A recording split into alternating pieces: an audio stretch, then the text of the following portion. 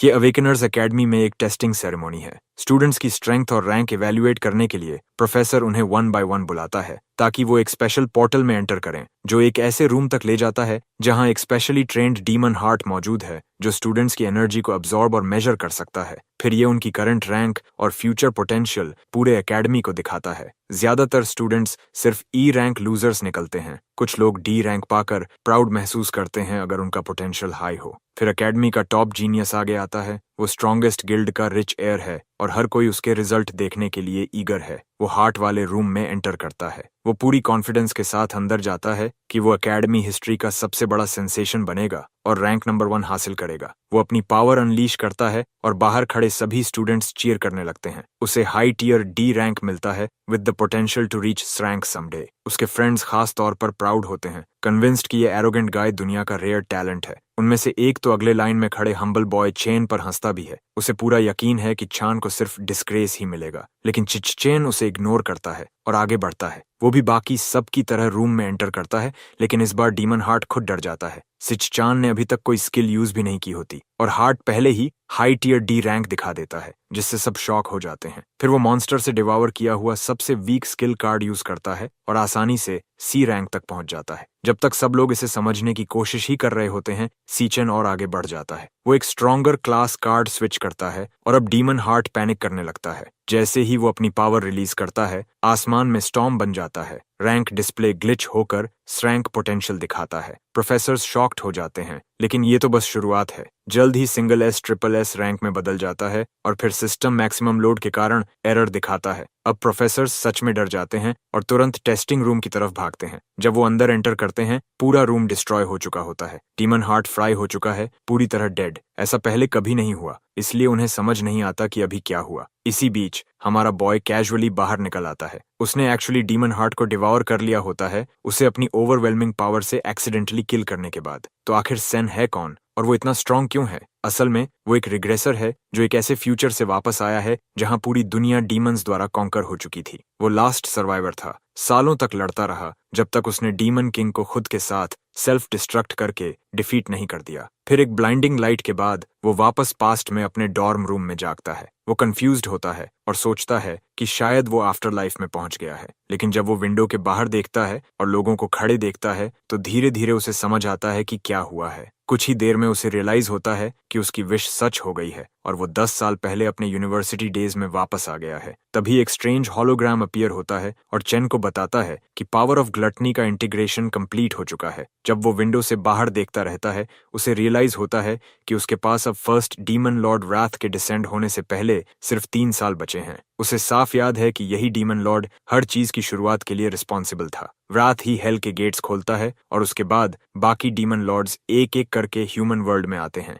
हमारा hero decide करता है कि उसे उस जगह को ढूंढना होगा जहां डीमन लॉर्ड राथ अपीयर होगा और गेट्स खुलने से पहले ही उसे एलिमिनेट करना होगा। जैसे ही वो अपने थॉट्स से बाहर आता है, चैन अपने पास फ्लोटिंग इंटरफेस पर फोकस करता है जो अब उसके स्टैट्स क्लियरली दिखा रहा होता है। हमारा हीरो सोचता है कि क्या ये कोई गेम मेन्यू या सिस्टम है, क्योंकि अपनी फर्स्ट लाइफ में उसके पास ऐसा कुछ नहीं था। तब उसने सिर्फ अपनी अवेकेंड पावर पर रिलाई किया था जो 10,000 में से सिर्फ एक व्यक्ति को मिलती है। नेशनल अवेकनर यूनिवर्सिटी ऐसे पोटेंशियल अवेकनर्स को रिक्रूट करने के लिए ही है, लेकिन अनफॉर्चुनेटली जब चेन पिछली बार यहाँ था वो कंप्लीटली फेल हो गया था अवेकन होने में। उस समय वो बुलिंग का आदी हो चुका था, इसलिए वो ऐसे इन्फर्मरी में जागा था। तभी सिस्टम एक और पैनल ओपन करता है और उसे लाइटनिंग टाइप असैसिन कार्ड दिखाता है, जिसे वो तुरंत पहचान लेता है कि ये वही क्लास है जो उसे अपनी प्रीवियस लाइफ में मिली थी। लड़का थोड़ा स्टार्टल्ड हो जाता है और सोचता है कि क्या इस बार वो पहले ही अवेकन हो गया है। वो तुरंत इसे टेस्ट करने का डिसाइड करता है, लेकिन क्लास स्विच करने से पहले ही उसका रूममेट और फ्रेंड मालोंग आ जाता है जो एक ई रैंक्ड फ्लावर चांटर है।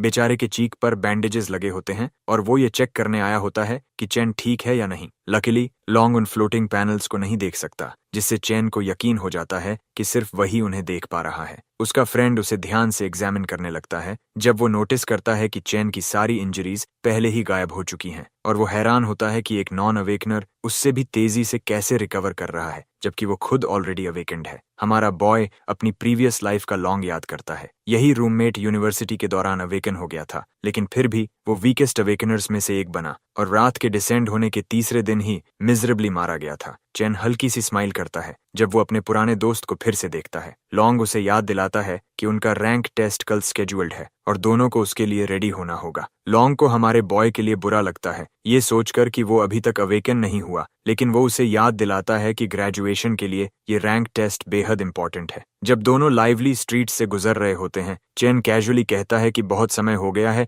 जब उसने इतनी भीड़ देखी हो, जिससे उसका रूममेट डर जाता है। चेन सोचता रहता है कि अगर उसने इस लाइफ में कुछ नहीं किया तो ये सब लोग फिर वही मिजरेबल फ्यूचर फेस करेंगे। इसी वजह से वो डिसाइड करता है कि उसे जितना हो सके उतना हार्ड ट्रेन करना होगा और जल्दी से अपना लेवल बढ़ाना होगा। लेकिन एक और प्रॉब्लम है, इस समय पर एक अवेकनर के लिए एक्सपीरियंस गेन करने और लेवल अप करने का सिर्फ एक ही तरीका है, डीमन लेयर्स के अंदर मॉन्स्टर्स को डिफीट करना। ये लेयर्स पूरी तरह मेजर गिल्ड्स के कंट्रोल में हैं, जिसका मतलब है कि उसके जैसे वीक या आउटसाइडर्स के पास लेवल अप करने का लगभग कोई चांस नहीं है। वो अपना स्टेटस विंडो खोलता है और अपने स्टैट्स को स्टडी करता है, ये सोचते हुए कि वो बाकी अवेकनर्स और मॉन्स्टर्स के मुकाबले कहाँ खड़ा है। गवर्नमेंट ने अवेकनर्स को ई से लेकर एस क्लास तक रैंक्स में क्लासिफाई किया है। चेन जानता है कि यूनिवर्सिटी के ज्यादातर स्टूडेंट्स ई रैंक पर ही अटके हुए हैं और कुछ ही मुश्किल से डी रैंक तक पहुंचते हैं। वो अपने फ्रेंड की तरफ देखता है और मन ही मन उसका मजाक उड़ाता है, ये सोचकर कि कम से कम वो उससे हायर रैंक पर है। तभी अचानक एक बॉल उड़ते हुए आती है और सीधे उस बेचारे नर्ड पर लगती है, जिससे उसके ग्लासेस गिरकर टूट जाते हैं। पता चलता है कि वो फिर से बुली गोंगचोंग और उसके लैकीज से टकरा गए हैं, वही लोग जिन्होंने कल ही उन्हें मारा था। चंग स्मर्क करता है और नर्ड से पूछता है कि जब उसे पता था कि वो यहाँ पे कर रहा है तो उसने उसके लिए ड्रिंक्स के क्रेट्स क्यों नहीं लाए। लॉन्ग तुरंत अपोलोजाइज करता है और अपने पैसे से ड्रिंक्स लेने जाने लगता है, लेकिन चेन बीच में आकर उसे रोक देता है और कहता है कि यहाँ अपोलोजाइज चन को करना चाहिए। जैसे ही वो बुली को फिर से देखता है, चेन अपने पास्ट की पेनफुल मेमोरीज में चला जाता है। तब ये लोग उसे सिंक के पानी में डुबाने की कोशिश करते थे और गिल्ट महसूस करने की जगह कहते थे कि वो उसे अवेकन करने में मदद कर रहे हैं। उस दिन वो तभी रुके जब चेन फाइनली बेहोश हो गया। लॉन्ग उस समय उसे चेक करने दौड़ा था, लेकिन जैसे ही चुंग ने चेन को कुछ कहते सुना, वो वापस आकर उसे और ज्यादा हर्ट करने लगा। अब प्रेजेंट में वापस चेन ने डिसाइड कर लिया है कि वो इन बुलीज को सही लेसन सिखाएगा। चेन के बोलते ही चुंग और उसके लैकी फिर से उसकी तरफ बढ़ते हैं, साफ तौर पर उसे चुप कराने के लिए तैयार। हमारा हीरो सीधे चंग की तरफ देखता है, ये जानते हुए कि ये लड़का सिर्फ वीक लोगों को ही टारगेट करता है, क्योंकि उसका बड़ा भाई स्टूडेंट काउंसिल प्रेसिडेंट है। जैसे ही बुली करीब आता है, आसपास के स्टूडेंट्स इकट्ठा होने लगते हैं, पहले से ही चेन के लिए पिटी महसूस करते हुए, क्योंकि उन्हें लगता है कि वो फिर से पिटेगा। जब चंग उसके पास पहुंचता है, वो दोबारा पूछता है कि चेन ने क्या कहा था, लेकिन चेन काल्मली दोहराता है कि उसे अब से उन्हें परेशान करना बंद करना चाहिए। ये सुनते ही चंग अपना टेम्पर खो देता है और तुरंत उस पर पंच मारता है, लेकिन इस बार चेन अपना हाथ उठाकर अटैक को आसानी से ब्लॉक कर देता है और बुली को पीछे धकेल देता है। उनके आसपास मौजूद सभी लोग शॉक में रह जाते हैं, क्योंकि उनकी जानकारी के अनुसार चेन ने अभी तक अवेकन भी नहीं किया है, फिर भी उसने इतना स्ट्रॉन्ग अटैक ऐसे रोक लिया जैसे कुछ था ही नहीं। चन और भी ज्यादा फ्यूरियस हो जाता है और दोबारा रश करता है, जबकि चेन कामली खुद को प्रिपेयर करता है और अपनी क्लास को इलेक्ट्रिक असैसिन में स्विच कर देता है। लॉन्ग वहीं खड़ा स्टंड रह जाता है, जबकि चन अपना इंडिस्ट्रक्टिबल डीमन आर्मर एक्टिवेट करता है और हेवी स्ट्राइक के साथ आगे बढ़ता है, लेकिन उसके पास पहुंचने से पहले ही चेन पहले डैश करता है और लाइटनिंग चार्ज्ड पंच से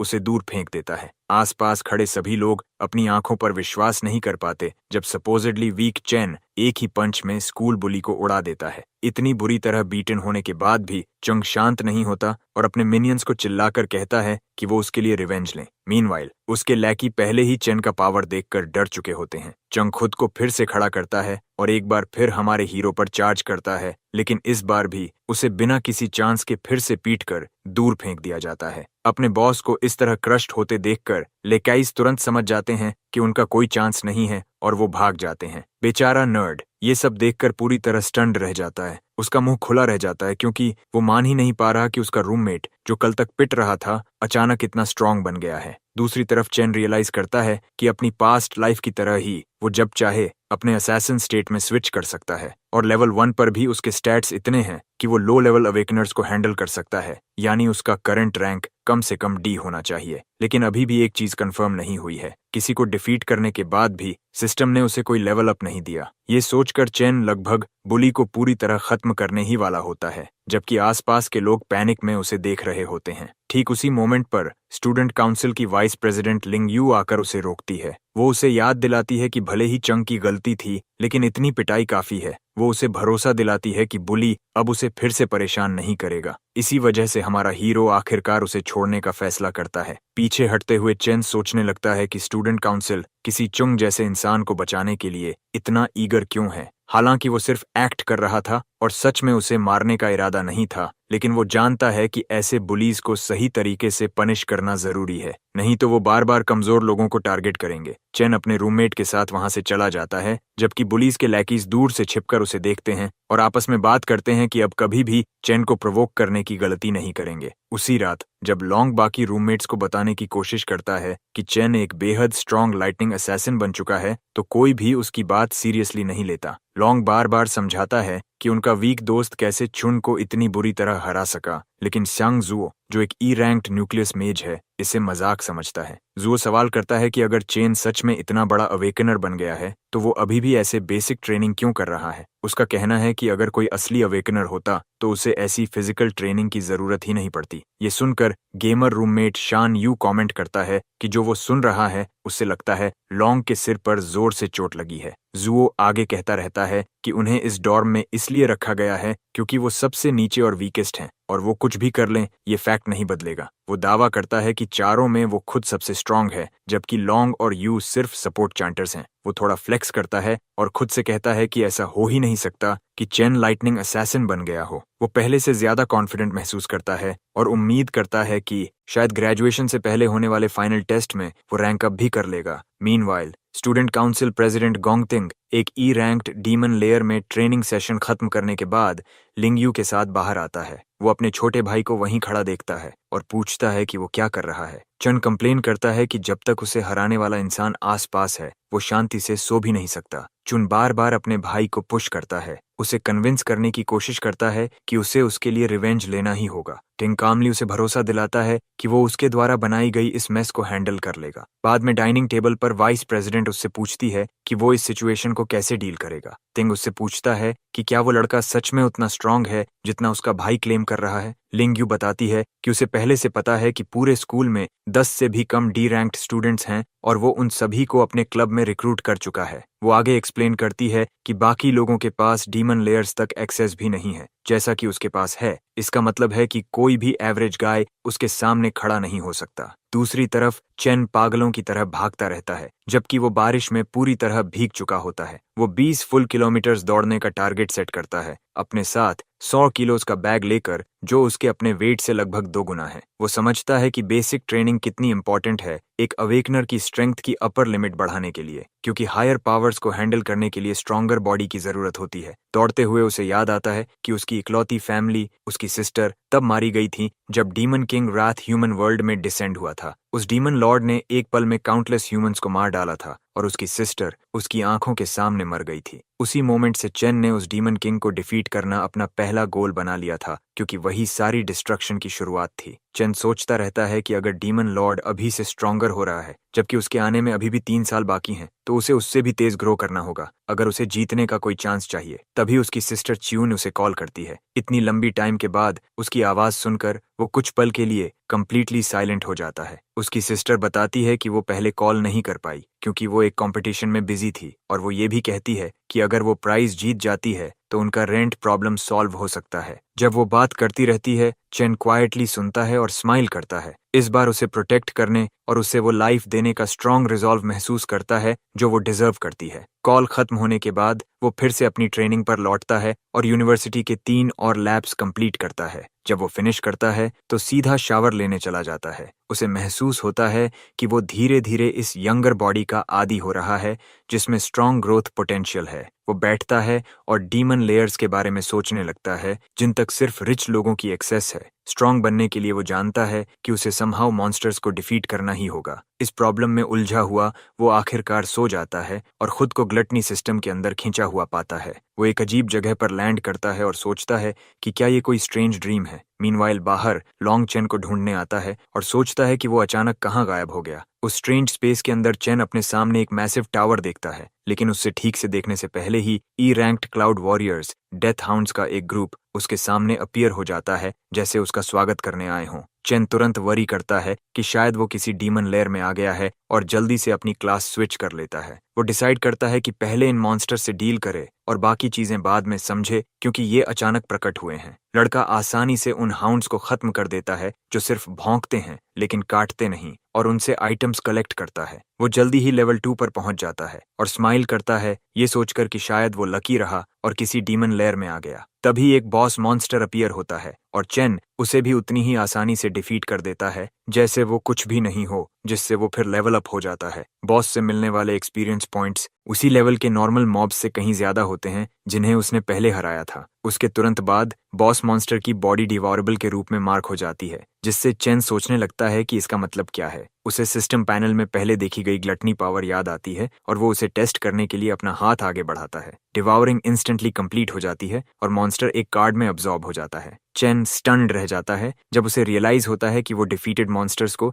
यूजेबल क्लासेस में बदल सकता है। वो जल्दी समझ जाता है कि ये वही एबिलिटी है जो डीमन लॉर्ड लान यू के पास थी, और ये सोच कि अब उसके पास भी डीमन लॉर्ड जैसी पावर है उसे अंदर तक हिला देती है। नेचुरली इस दुनिया में हर इंसान सिर्फ एक सिंगल क्लास के साथ जन्म लेता है। कुछ रेयर केसेस में 2 क्लासेस हो सकती हैं, लेकिन अब चेन जितनी चाहे उतनी क्लासेस होल्ड कर सकता है। वो सोचता है कि आखिर उसने ऐसा क्या किया जिससे उसे ये इंसेन पावर मिली, और उसके सामने खड़ा ये डिमोनिक टावर आखिर क्या है। जैसे जैसे ये सारे सवाल उसके दिमाग में बढ़ते जाते हैं, तभी एक स्ट्रॉन्ग सेंसेशन उसे महसूस होती है और एक डीमन उसके सामने अपीयर होता है जिसके हाथों में 2 एस रैंक्ड ब्लेड्स होते हैं। वो डीमन क्लियरली एस रैंक है, यानी चेन के पास उसे डिफीट करने का कोई रियल चांस नहीं है। चेन जानता है कि वो बैडली आउटमैच्ड है, फिर भी वो अपनी जान बचाने के लिए गैम्बल करते हुए लाइटनिंग सोर्ड समन करता है। एक और अजीब बात यह है कि किसी कारण से वो डीमन उसका नाम भी जानता है। समय बीतता है और डीमन चेन के साथ ब्लोज एक्सचेंज करता है। हालांकि साफ है कि वो बस उसके साथ खेल रहा है।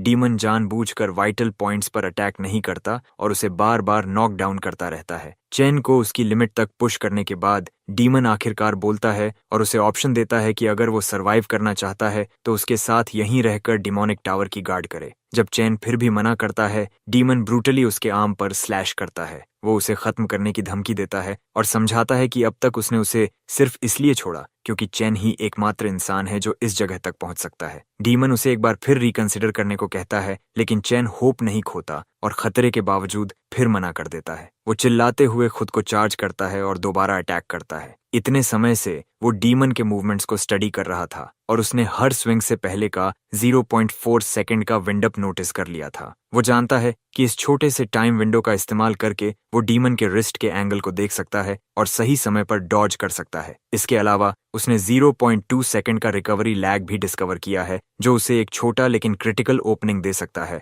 जब डीमन डिफेंसलेस होता है। वो प्लान करता है कि उसी प्रिसाइज मोमेंट में उसके हार्ट पर अटैक करे। हालांकि वो इस रिस्की मूव को एग्जीक्यूट कर लेता है, फिर भी उसे पता है कि एक डी रैंक होकर वो उस रैंक को पूरी तरह डिफीट नहीं कर सकता। इसलिए उसका मेन गोल डीमन को बस कुछ समय के लिए पैरालाइज करना है ताकि वो एस्केप कर सके। वो बिल्कुल ऐसा ही करता है और फिर उस एकमात्र लाइट सोर्स की तरफ दौड़ता है जो उसे दिखाई देता है, ये उम्मीद करते हुए कि शायद वही इस जगह से बाहर निकलने का रास्ता है। लेकिन जैसे ही वो उस सोर्स तक पहुंचता है, वो अचानक गायब हो जाता है और डीमन उसे बताता है कि वो सिर्फ एक इल्यूजन था और जिस एग्जिट के बारे में वो सोच रहा था वो इस जगह पर कहीं भी मौजूद नहीं है। डीमन आगे एक्सप्लेन करता है कि ये पैलेस असल में कोई डीमन लेयर नहीं है। फिर भी वो इस बात की तारीफ करता है कि लड़के ने कितनी जल्दी उसके अटैक्स की फ्लॉज पहचान ली। आखिरकार डीमन खुद को परगेटरी रॉकशासा के रूप में रिवील करता है और चेन से कहता है कि वही वो इंसान है जो होप ला सकता है। चेन जब ध्यान से डीमन के बॉडी को ऑब्जर्व करता है तो उसे शॉक लगता है कि उसने यही अपीयरेंस पहले डीमन लॉर्ड लान यू पर देखा था।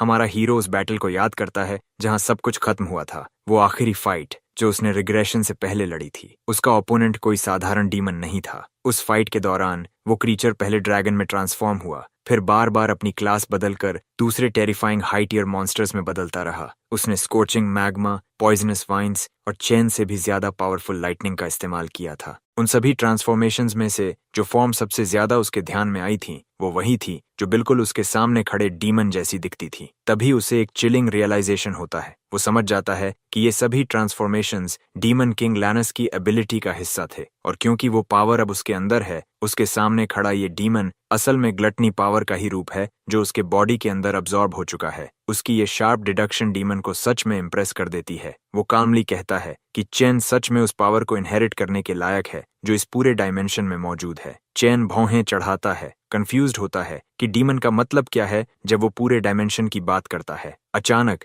डीमन के हाथ में एक गोल्डन वॉइड की मटेरियलाइज हो जाती है। यही एकमात्र तरीका है जिससे कोई उस विशाल टावर में एंटर और लीव कर सकता है जो उसके पीछे खड़ा है। डीमन एक्सप्लेन करता है कि डीमन किंग लान यू ने अनगिनत पावरफुल मॉन्स्टर्स को डिवावर किया था। उन सबसे इंडोमिटेबल मॉन्स्टर्स को सील करने वाले इस टावर की रक्षा करना उसका सीक्रेट ड्यूटी था। फिर भी अब वो वही की उसे सौंपने का फैसला करता है। रशासा चाहता है कि चैन उन डीमंस को डिवावर करे, स्ट्रॉन्गर बने और उसकी जगह उस मिशन को पूरा करे। कंफ्यूज्ड होकर चैन पूछता है कि कोई डीमन इंसान की मदद क्यों करेगा। इसके जवाब में वो क्रीचर बताता है कि डीमन रेल्म के अंदर भी राइचियस और वाइल दोनों तरह के बीइंग्स होते हैं। एक ऐसा ही मॉन्स्टर था जिसने सिर्फ अपने मनोरंजन के लिए उसके पूरे क्लैन को स्लॉटर कर दिया, जैसे कोई ट्विस्टेड मैसेकर हो। उसी दिन से वो उस इविल बास्टर्ड से रिवेंज लेने का इंतजार कर रहा है। अब उसे लगता है कि उसे वो इंसान मिल गया है जो उसकी ये विश पूरी कर सकता है। वो हमारे बॉय से कहता है कि कोई था जिसने उसे उनका बेस्ट होप बताया था। चेन तुरंत पूछता है कि वो कौन था,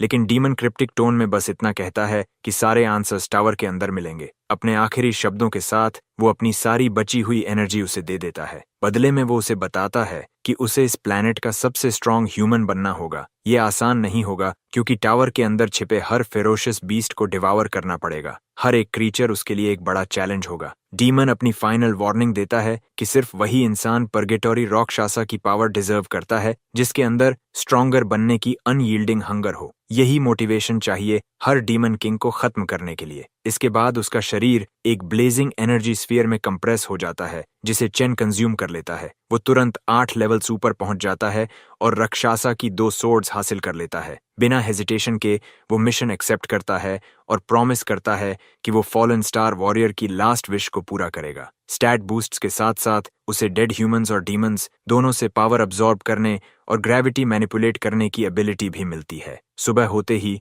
वो धीरे धीरे अपनी आंखें खोलता है और डॉर्म में एक नॉर्मल दिन की तरह उठता है। तभी एक तेज आवाज पूरे कमरे में गूंजती है और वो तुरंत उठ बैठता है। उसके रूममेट्स पहले से रेडी हो रहे होते हैं और उसे भी जल्दी करने को कहते हैं अगर उसे टाइम पर स्कूल पहुंचना है। जब वो देखता है कि उसका बॉडी पूरी तरह अनहार्म्ड है तो वो सोचता है कि क्या ये सब सिर्फ एक अजीब सपना था, लेकिन उसके अपडेटेड स्टैट्स कंफर्म कर देते हैं कि ऐसा नहीं है। जो कुछ उसने देखा था वो सब रियल था। रातों रात लेवल 2 से लेवल 10 तक पहुंचने के बाद वो सोचता है कि अब उसकी रैंक क्या होगी। तभी उसका रूममेट उसका मजाक उड़ाने लगता है और कहता है कि कल रात कोई उसे कितना पावरफुल बता रहा था। मलोंग चुपचाप एक कोने से झांकता है जैसे उसका इससे कोई लेना देना ही नहीं। उसका रूममेट उसे चैलेंज करता है कि वो रैंकिंग असेसमेंट में प्रूव करे कि वो कितना स्ट्रांग है, जिससे डिसाइड होगा कि डॉम किंग का टाइटल किसे मिलेगा। स्कूल जाते हुए self proclaimed dom king proudly समझाता है कि हर रैंक 3 टियर्स में डिवाइडेड होती है। भले ही वो सब टेक्निकली ई रैंक हैं, लेकिन वो खुद को मिड ई रैंक बताकर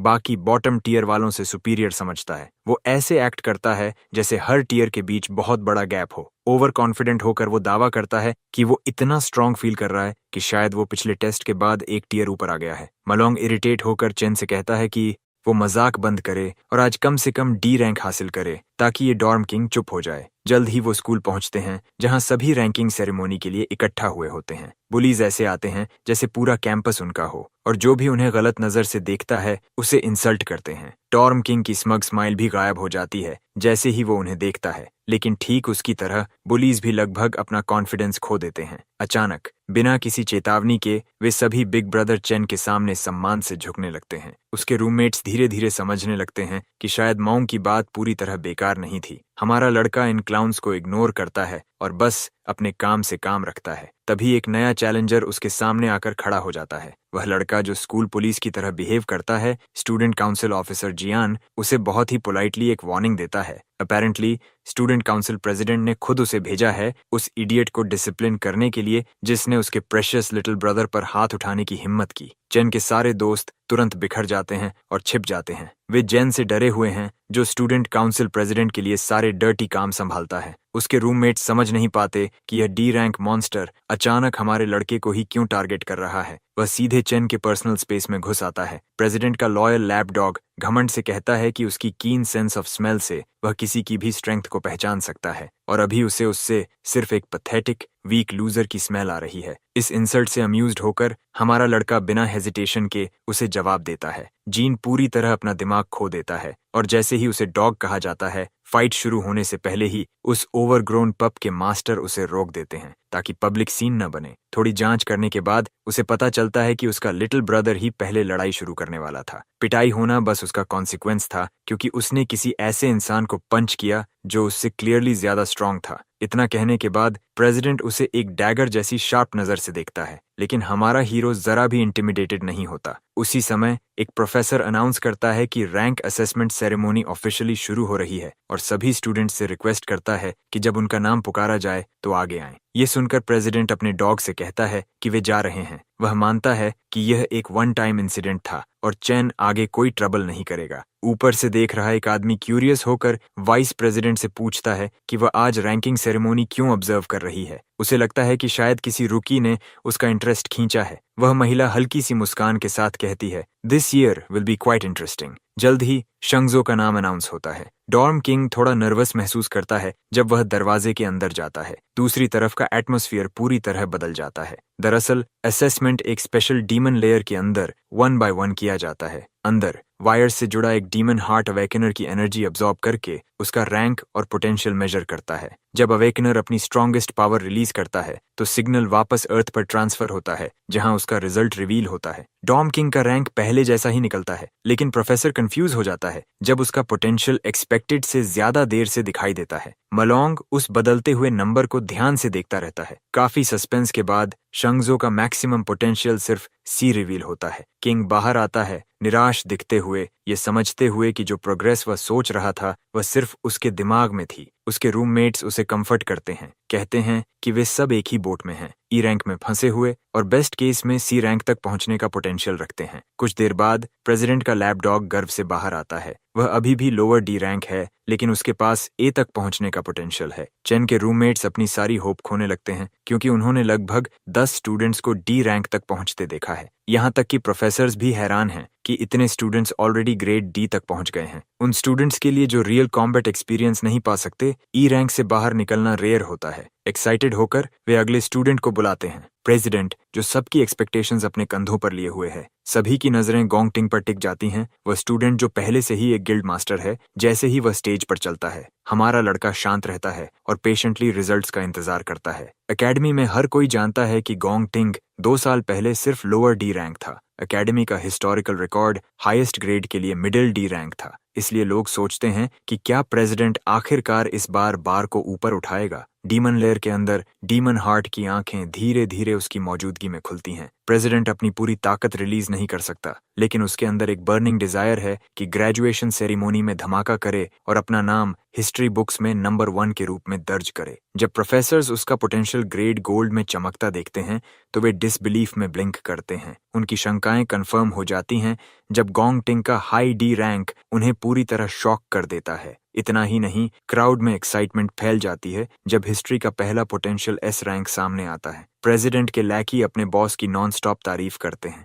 यहाँ तक कि चेन के रूममेट्स भी जेलसी से जलने लगते हैं जब वे अपनी आंखों के सामने एक लेजेंड को जन्म लेते देखते हैं। प्रोफेसर्स आपस में क्वाइटली डिस्कस करते हैं कि इस खबर को तुरंत एडमिनिस्ट्रेशन तक भेजना होगा। उन्हें अपने प्रेशियस एस रैंक कैंडिडेट को अटमोस्ट केयर के साथ ट्रीट करना होगा, यह सुनिश्चित करते हुए कि वह देश न छोड़े। इसके अलावा वह एकेडमी में गिल्ड से जुड़ा सबसे यंगेस्ट स्टूडेंट भी है। उनकी स्कूल का नाम हेडलाइंस डोमिनेट करने वाला है। ऊपर से ऑब्जर्व करते हुए प्रिंसिपल युएन लॉन्ग समझ जाता है कि वाइस प्रेसिडेंट लिंग यू पहले से उसके पोटेंशियल के बारे में जानती थी। इसी वजह से वह पर्सनली सेरेमोनी देखने आई है, लेकिन वह चीजों को और इंटरेस्टिंग बनाते हुए कहती है कि वह सिर्फ उसी को ऑब्जर्व करने नहीं आई। फ्लैशी प्रेसिडेंट के अलावा एक और स्टूडेंट है जो उसे कहीं ज्यादा इंट्रीगिंग लगता है। बिल्कुल सही समय पर वही स्टूडेंट नेक्स्ट स्टेज पर बुलाया जाता है। जीन एक ब्राइट आइडिया के साथ उसे टॉन्ट करने लगता है और कहता है कि वह भी अपने रूममेट्स की तरह ई रैंक ट्रैश ना निकले। वह कहता है कि अगर ऐसा हुआ तो वे लाफिंग स्टॉक बन जाएंगे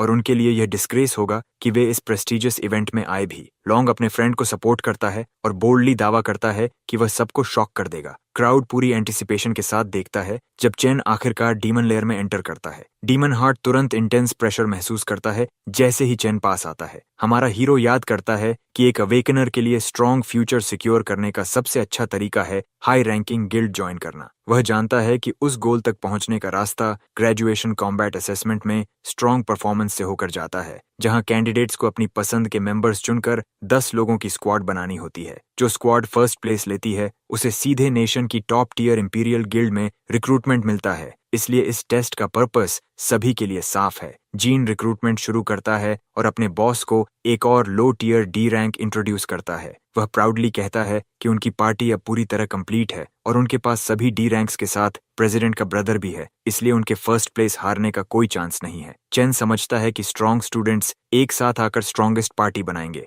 जबकि वीक भी एक साथ ग्रुप होंगे। इससे सर्वाइवल ऑफ द फिटेस्ट का ब्रूटल एनवायरनमेंट बनता है, जहां वीक लिंक्स को बिना हेजिटेशन के बाहर कर दिया जाता है। कुछ समय बाद लॉन्ग एंग्शियस होने लगता है कि स्क्रीन पर कोई चेंज क्यों नहीं दिख रहा। क्राउड जल्दी मान लेता है कि चेन इतना वीक है कि सिस्टम उसकी प्रेजेंस को प्रॉपरली रजिस्टर भी नहीं कर पा रहा। जेन टिंग को कन्विंस करता है कि बाकी स्टूडेंट्स सिर्फ ट्रैश हैं, इसलिए उन्हें यहाँ और टाइम वेस्ट किए बिना निकल जाना चाहिए। लेकिन जैसे ही वे जाने की तैयारी करते हैं, स्क्रीन अचानक फ्लिकर करती है और एक high D rank label reveal होता है, जिससे पूरा क्राउड केओस में चला जाता है और सबके चेहरे पर शॉक फैल जाता है। प्रेसिडेंट और स्टूडेंट काउंसिल भी इस अनएक्सपेक्टेड रिजल्ट को देखकर डिसबिलीफ में आ जाते हैं, लेकिन सिस्टम जल्द ही रिजल्ट्स में एक स्ट्रेंज डिविएशन डिटेक्ट करता है। असल में चेन सिस्टम का इस्तेमाल करके यह कैलिब्रेट करता है कि उसके लेवल 10 बेस स्टैट्स उसकी अनचेंज्ड फिजिकल फॉर्म में एवेल्युएशन के दौरान कैसे ट्रांसलेट होते हैं। डी रैंक देखने के बाद वह अपनी क्लास स्विच करके इन्फर्नल डेथ किंग बन जाता है,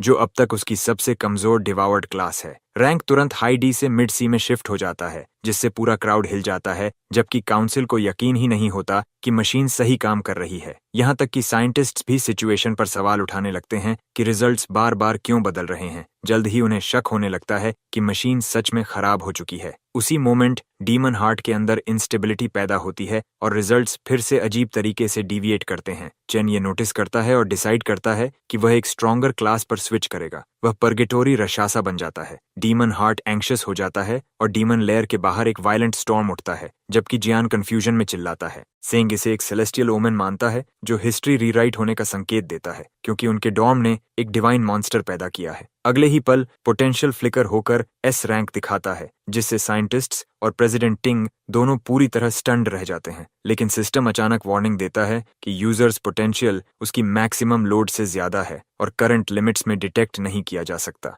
जान का दिमाग ब्लू स्क्रीन ऑफ डेथ की तरह ऑलमोस्ट शट डाउन हो जाता है और शॉक से उसकी सोल शरीर छोड़ने वाली होती है। जैसे ही सिस्टम ओवरवेलमिंग प्रेशर से टूटने लगता है, साइंटिस्ट्स पैनिक में आगे दौड़ते हैं ताकि स्टूडेंट को कोई नुकसान ना हो। लेकिन जब वे पहुंचते हैं तो डिसबिलीफ में फ्रीज हो जाते हैं, क्योंकि डीमन हार्ट की जगह एक सूखा हुआ रेजिन पड़ा होता है, जो एक्सट्रीम ओवरयूज से पूरी तरह बर्नआउट हो चुका है। ये साफ हो जाता है कि चेन ने उसे थोड़ा ज्यादा डरा दिया, फिर भी वह उसे डिवावर कर लेता है और एबिलिटी हासिल करता है, जिससे वह किसी का भी रैंक देख सकता है और नियर बाय डेंजर्स के बारे में वार्निंग्स भी मिलती हैं। वह डीमन लेयर से बाहर निकलता है और प्लेजेंटली सरप्राइज्ड होता है जब हर व्यक्ति का रैंक उसके सामने दिखने लगता है। लेकिन वह जल्दी नोटिस करता है कि प्रेसिडेंट ने भी अपना ट्रू पोटेंशियल हाइड किया है और असल में वह सिर्फ एक मीडियोकर सी रैंक है। साइंटिस्ट्स ऑकवर्ड तरीके से बाहर आते हैं और बताते हैं कि डीमन हार्ट को एक्सट्रीम स्ट्रेन की वजह से हार्ट अटैक हो गया है, इसलिए टेस्टिंग फिलहाल सस्पेंड करनी पड़ेगी। वे चेन के स्टैट्स को प्रोबेबल एरर बताते हैं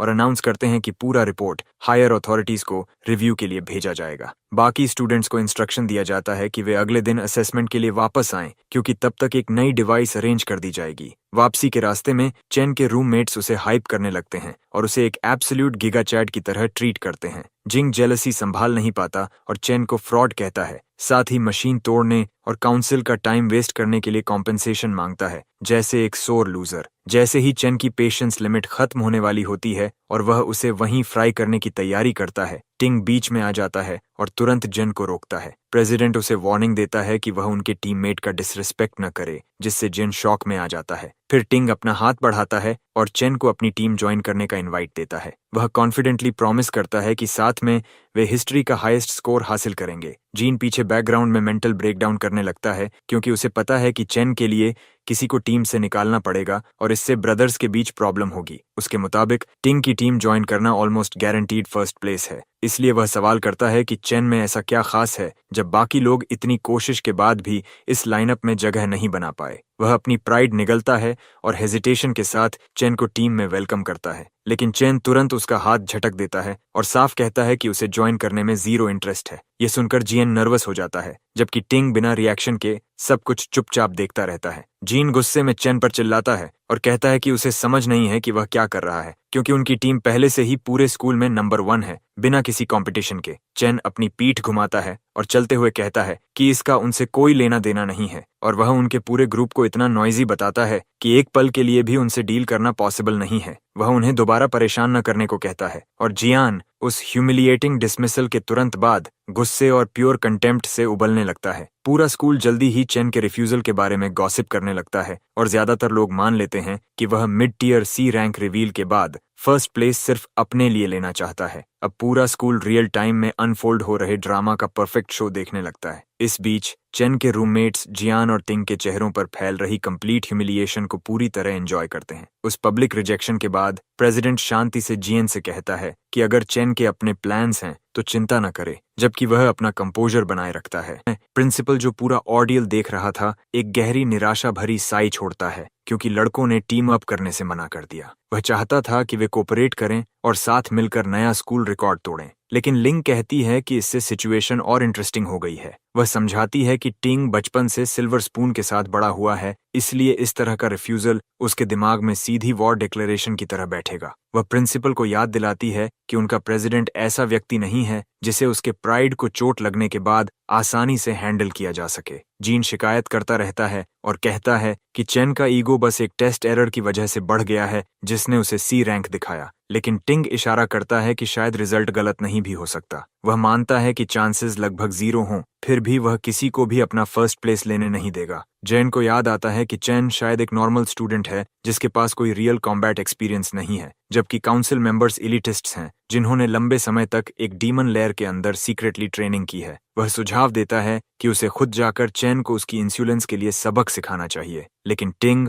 उस बात को रोक देता है और पूछता है कि क्या उनका प्रेसिडेंट इतना पेटी लगता है कि वह ऐसा करेगा। जीन तुरंत अपनी गलती समझ जाता है और माफी मांगता है, जबकि टिंग उनका कैरोके प्लान कैंसिल कर देता है और जीन से कहता है कि वह सब कुछ खुद संभाले। वह ठंडे लहजे में जोड़ता है कि जियान जो भी करेगा उसका उससे कोई लेना देना नहीं है, और जियान बिना किसी और एक्सप्लेनेशन के मैसेज समझ जाता है। करीब 10 मिनट्स बाद एक इन्फॉर्मेंट जियान के पास आता है और बताता है कि चेन पहले ही स्कूल छोड़ चुका है, क्योंकि उसने कहा था कि उसे कुछ समय के लिए घर जाना है। वह यह भी बताता है कि चेन बिना खाए ही चला गया, जिससे सिचुएशन और कन्वीनियंट हो जाती है। जीन इसे डिवाइन इंटरवेंशन मानता है और अनफेमिलियर ग्राउंड पर उसे रूथलेसली डील करने का मौका पाकर एक्साइटेड हो जाता है। जैसे ही चेन सड़क पार करता है, उसे याद आता है कि अपनी पिछली लाइफ में एक पीक गिल्ड ने सेंट ही कंट्री के टेरिटोरी में एक डीमन लेयर को कॉन्कर करने की कोशिश करते हुए डिजास्टर का सामना किया था। उस लेयर के अंदर उन्होंने एक ऐसा मॉन्स्टर देखा था जिसे पहले कभी नहीं देखा गया था, जिसका नाम व्राथ था, जिसने पूरे पीक टीम को बिना किसी रेजिस्टेंस के तुरंत अनाहिलेट कर दिया। इसके बाद वह मॉन्स्टर ह्यूमन वर्ल्ड में निकल आया और हर जगह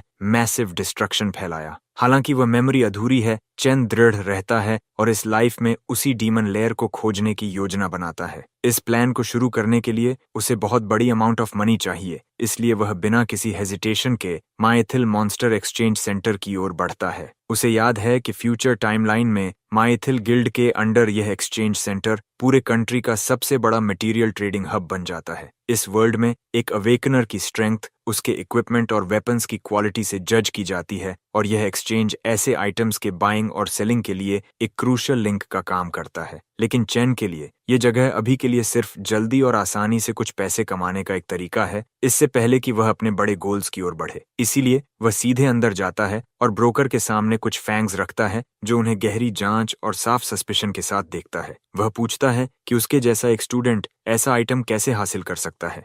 इस पर चेन शांति से समझाता है कि यह उसे एक मॉन्स्टर से ड्रॉप हुआ था जिसे उसने पहले हराया था। ब्रोकर हैरान होकर कहता है कि उसने ऐसा आइटम पहले कभी नहीं देखा, लेकिन उसकी असिस्टेंट बीच में बोलती है और बताती है कि ये फैंग्स ई क्लास मॉन्स्टर्स बीस्ट सांगिन से आते हैं। वह याद करती है कि रिकॉर्ड्स में मेंशन है कि इन फैंग्स से ई ग्रेड क्लाउड टाइप सेप्टर बनाया जा सकता है या इन्हें पाउडर में पीसकर कई यूजेस में लाया जा सकता है। एरोगेंट ब्रोकर उसे रोक देता है और फैंग को वापस टेबल पर गिराते हुए कहता है कि ई ग्रेड आइटम की वैल्यू बहुत लिमिटेड होती है। फिर वह ब्रैग करने लगता है कि उनका एक्सचेंज वीआईपी सिस्टम पर चलता है जहां वे सिर्फ आइडेंटिटी और हाई स्टेटस वाले अवेकनर्स से डील करते हैं। वह कहता है कि वह सिर्फ डी ग्रेड और उससे ऊपर के आइटम्स हैंडल करता है और इसी बहाने से इस लो टियर ई ग्रेड आइटम को पहचानने से इनकार कर देता है। अपने मन में वह हाल ही में हाई ग्रेड कस्टमर्स की कमी पर शिकायत करता है और सोचता है कि किसी लो टियर के साथ डील करने का कोई फायदा नहीं है क्योंकि इससे उसकी प्रमोशन चांसेस नहीं बढ़ेंगे। वह इस पूरी सिचुएशन को न्यूसेंस कहता है और बिना सोचे जिम्मेदारी अपनी असिस्टेंट ली पर डाल देता है। जैसे ही वह साइड में हटता है, वह विनम्रता से चेन को कैश का एक एनवेलोप देती है और पूछती है कि क्या उसे इस ट्रांजैक्शन के अलावा किसी और चीज में मदद चाहिए। चेन 18 ग्रैंड की अमाउंट चेक करता है और सोचता है कि यह फिलहाल उसके रेंट की समस्या को बिना ज्यादा स्ट्रेस के संभाल लेगा। फिर वह ग्लोइंग ग्रेट सोर्ड निकालता है जो उसे परगेटरी रशासा से मिला था, जो तुरंत उसका पूरा अटेंशन खींच लेता है। हालांकि उसने पहले ऐसा कुछ नहीं देखा, फिर भी वह अंदाजा लगाती है कि यह कम से कम बी ग्रेड आइटम होगा या शायद ए ग्रेड भी हो सकता है। ब्रोकर वापस आता है और उसकी बात को फैंटेसी कहकर खारिज कर देता है क्योंकि ए ग्रेड आइटम्स आमतौर पर लगभग 8 मिलियन के होते हैं। वह कहता है कि उसने कई साल वहां काम किया है और कभी भी रियलिटी में ए ग्रेड के करीब कुछ नहीं देखा। उसी समय शॉप ओनर आता है और शांति से कहता है कि यह आइटम न तो ए ग्रेड है और न ही बी ग्रेड। ब्रोकर अपने बॉस की शार्प जजमेंट की तारीफ करता है और कहता है कि उसे पहले से पता था कि एक साधारण स्टूडेंट के पास इतना वैल्यूएबल कुछ नहीं हो सकता। लेकिन ओनर समझाता है कि यह वेपन क्लियरली परगेटरी लैंड से आया है और असल में यह एक एस ग्रेड आइटम है। यह सुनते ही ब्रोकर और असिस्टेंट दोनों शॉक में जैसे सिस्टम मेल्टडाउन का सामना करते हैं और उनके एक्सप्रेशंस डिसबिलीफ में फ्रीज हो जाते हैं। ओनर तुरंत चेन का हाथ पकड़ता है और उसे अटमोस्ट रिस्पेक्ट के साथ ऑनर्ड गेस्ट की तरह वेलकम करता है। फिर वह चेन को वीआईपी रूम में चलने के लिए कहता है और उसे बिना हेजिटेशन कोई भी रिक्वेस्ट करने के लिए इनकरेज करता है। इस बीच चेन संतुष्ट महसूस करता है क्योंकि वह देखता है कि ओनर चिंगजूर वैसा ही सामने आया जैसा उसने उम्मीद की थी। वीआईपी रूम में बैठने के बाद गिल्ड बॉस उससे पूछता है कि वह इस वेपन को कितने में बेचना चाहता है। हमारा लड़का तुरंत 1 मिलियन कहता है, जिससे ग्रीन हेयर्ड आदमी हैरान हो जाता है। बॉस उसे बताता है कि यह आइटम टेंस ऑफ मिलियंस तक जा सकता है क्योंकि यह बेहद वैल्यूएबल है। लेकिन चेन कहता है कि वह सिर्फ इस ग्रेट सोर्ड को कोलैटरल के रूप में इस्तेमाल करके 1 मिलियन का लोन 1 महीने के लिए लेना चाहता है। यह सुनकर आदमी और ज्यादा हैरान हो जाता है और समझ जाता है कि हमारा लड़का बहुत स्मार्ट है और सोचता है कि वह असल में है कौन। चेन आगे कहता है कि वह 30 डेज में कैपिटल अमाउंट चुका देगा और अगले महीने इंटरेस्ट भी देगा। जवाब देने से पहले गिल्ड बॉस लड़की से बाहर जाने को कहता है ताकि बड़े लोग बिजनेस की बात कर सके। जब जगह साफ हो जाती है तो वह आदमी कहता है कि वह जानता है कि चेन नेशनल अवेकनर यूनिवर्सिटी से है जहां उसके सीनियर्स जल्द ही ग्रेजुएट होने वाले हैं। वह आगे कहता है कि उसे पता है ग्रेजुएशन टेस्ट 30 डेज में होगा और उसका रिवॉर्ड चेन।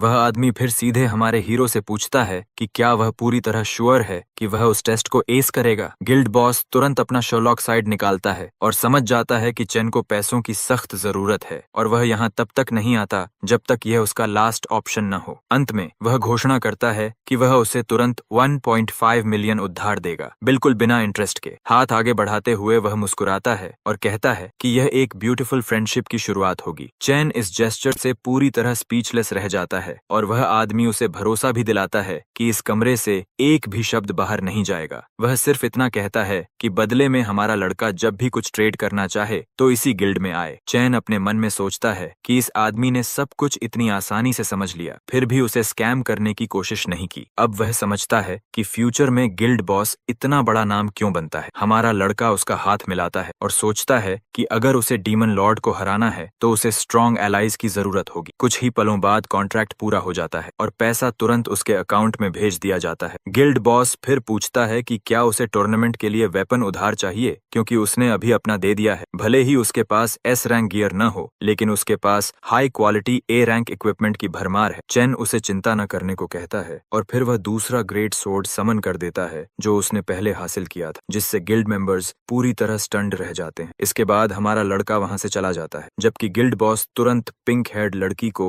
सुपरवाइजर प्रमोट कर देता है, क्योंकि उसने इतना हाई लेवल क्लाइंट सिक्योर किया। जाने से पहले चैन को याद आता है कि वह कुछ खरीदना भूल गया था और वापस काउंटर की ओर मुड़ता है। कुछ घंटों बाद वह एक बस स्टॉप के सामने खड़ा होता है। उसे याद आता है कि पिछली लाइफ में टॉप तक पहुंचने के लिए उसने बहुत स्ट्रगल किया था और लोग उसे ट्रैश की तरह ट्रीट करते थे। वह एंडलेस शिफ्ट्स करता था सिर्फ खर्च पूरे करने के लिए, और दोनों सिबलिंग्स को हर महीने किसी तरह सरवाइव करने के लिए लगभग होमलेस की तरह जीना पड़ता था। यून उस समय अपनी ड्रीम यूनिवर्सिटी में पहुंच गई थी, लेकिन उसने उसे छोड़ दिया और कहा कि कैंपस उसके डियर ब्रदर से बहुत दूर है, लेकिन असल में वह उस पर और फाइनेंशियल बर्डन डालने से डरती थी। प्रेजेंट में लौटते हुए वह सोचता है कि वह अभी तक क्यों नहीं आई और इधर उधर देखने लगता है। तभी एक आवाज उसे बुलाती है और उसे स्टूपिड कहती है कि वह एंट्रेंस के पास क्यों ढूंढ रहा है, एग्जिट के पास क्यों नहीं। वह अपनी बड़ी सूटकेस खींचते हुए आती है और कहती है कि वे फिर से ब्रोक हो गए हैं क्योंकि रेंट ने सब कुछ खत्म कर दिया। लेकिन हमारा लड़का वहीं खड़ा रह जाता है, पूरी तरह शॉक में, क्योंकि उसे देखे 7 साल हो चुके हैं। वह उससे कहती है कि उसका सामान उठाने में मदद करे, लेकिन कोई जवाब नहीं मिलता तो वह उसके सामने हाथ हिलाकर उसे रियलिटी में लाने की कोशिश करती है। उसी पल चैन अचानक आगे बढ़ता है और उसे कसकर गले लगा लेता है, जिससे वह पूरी तरह सरप्राइज हो जाती है। कुछ ऑकवर्ड पलों के बाद वह फॉरबिडन पोकिंग टेक्निक का इस्तेमाल करके उसकी पकड़ से निकलती है और उसे लगभग सफोकेट करने के लिए डांटती है। वह कहती है कि वह हाल ही में काफी स्यूज बिहेव कर रहा है और पूछती है कि क्या उसकी क्रश ने उसे रिजेक्ट कर दिया, लेकिन वह इसे टाल देता है। दोनों फिर चलने लगते हैं, जबकि वह अपने एग्जाम्स के बारे में लगातार बोलती रहती है। फिर भी चैन हर बात सुनकर खुश महसूस करता है और खुद से कहता है कि इस लाइफ में वह उसे कुछ भी होने नहीं देगा। इसी बीच एक एलीवे में कुछ थग्स किसी चीज का इंतजार कर रहे होते हैं। यह कंफर्म करने के बाद कि हमारा हीरो यहाँ से गुजरेगा, जियन अपने गूंज को लो रहने को कहता है और टारगेट आते ही साथ में एम्बुश करने को कहता है। चेहरे पर एक पागल मुस्कान के साथ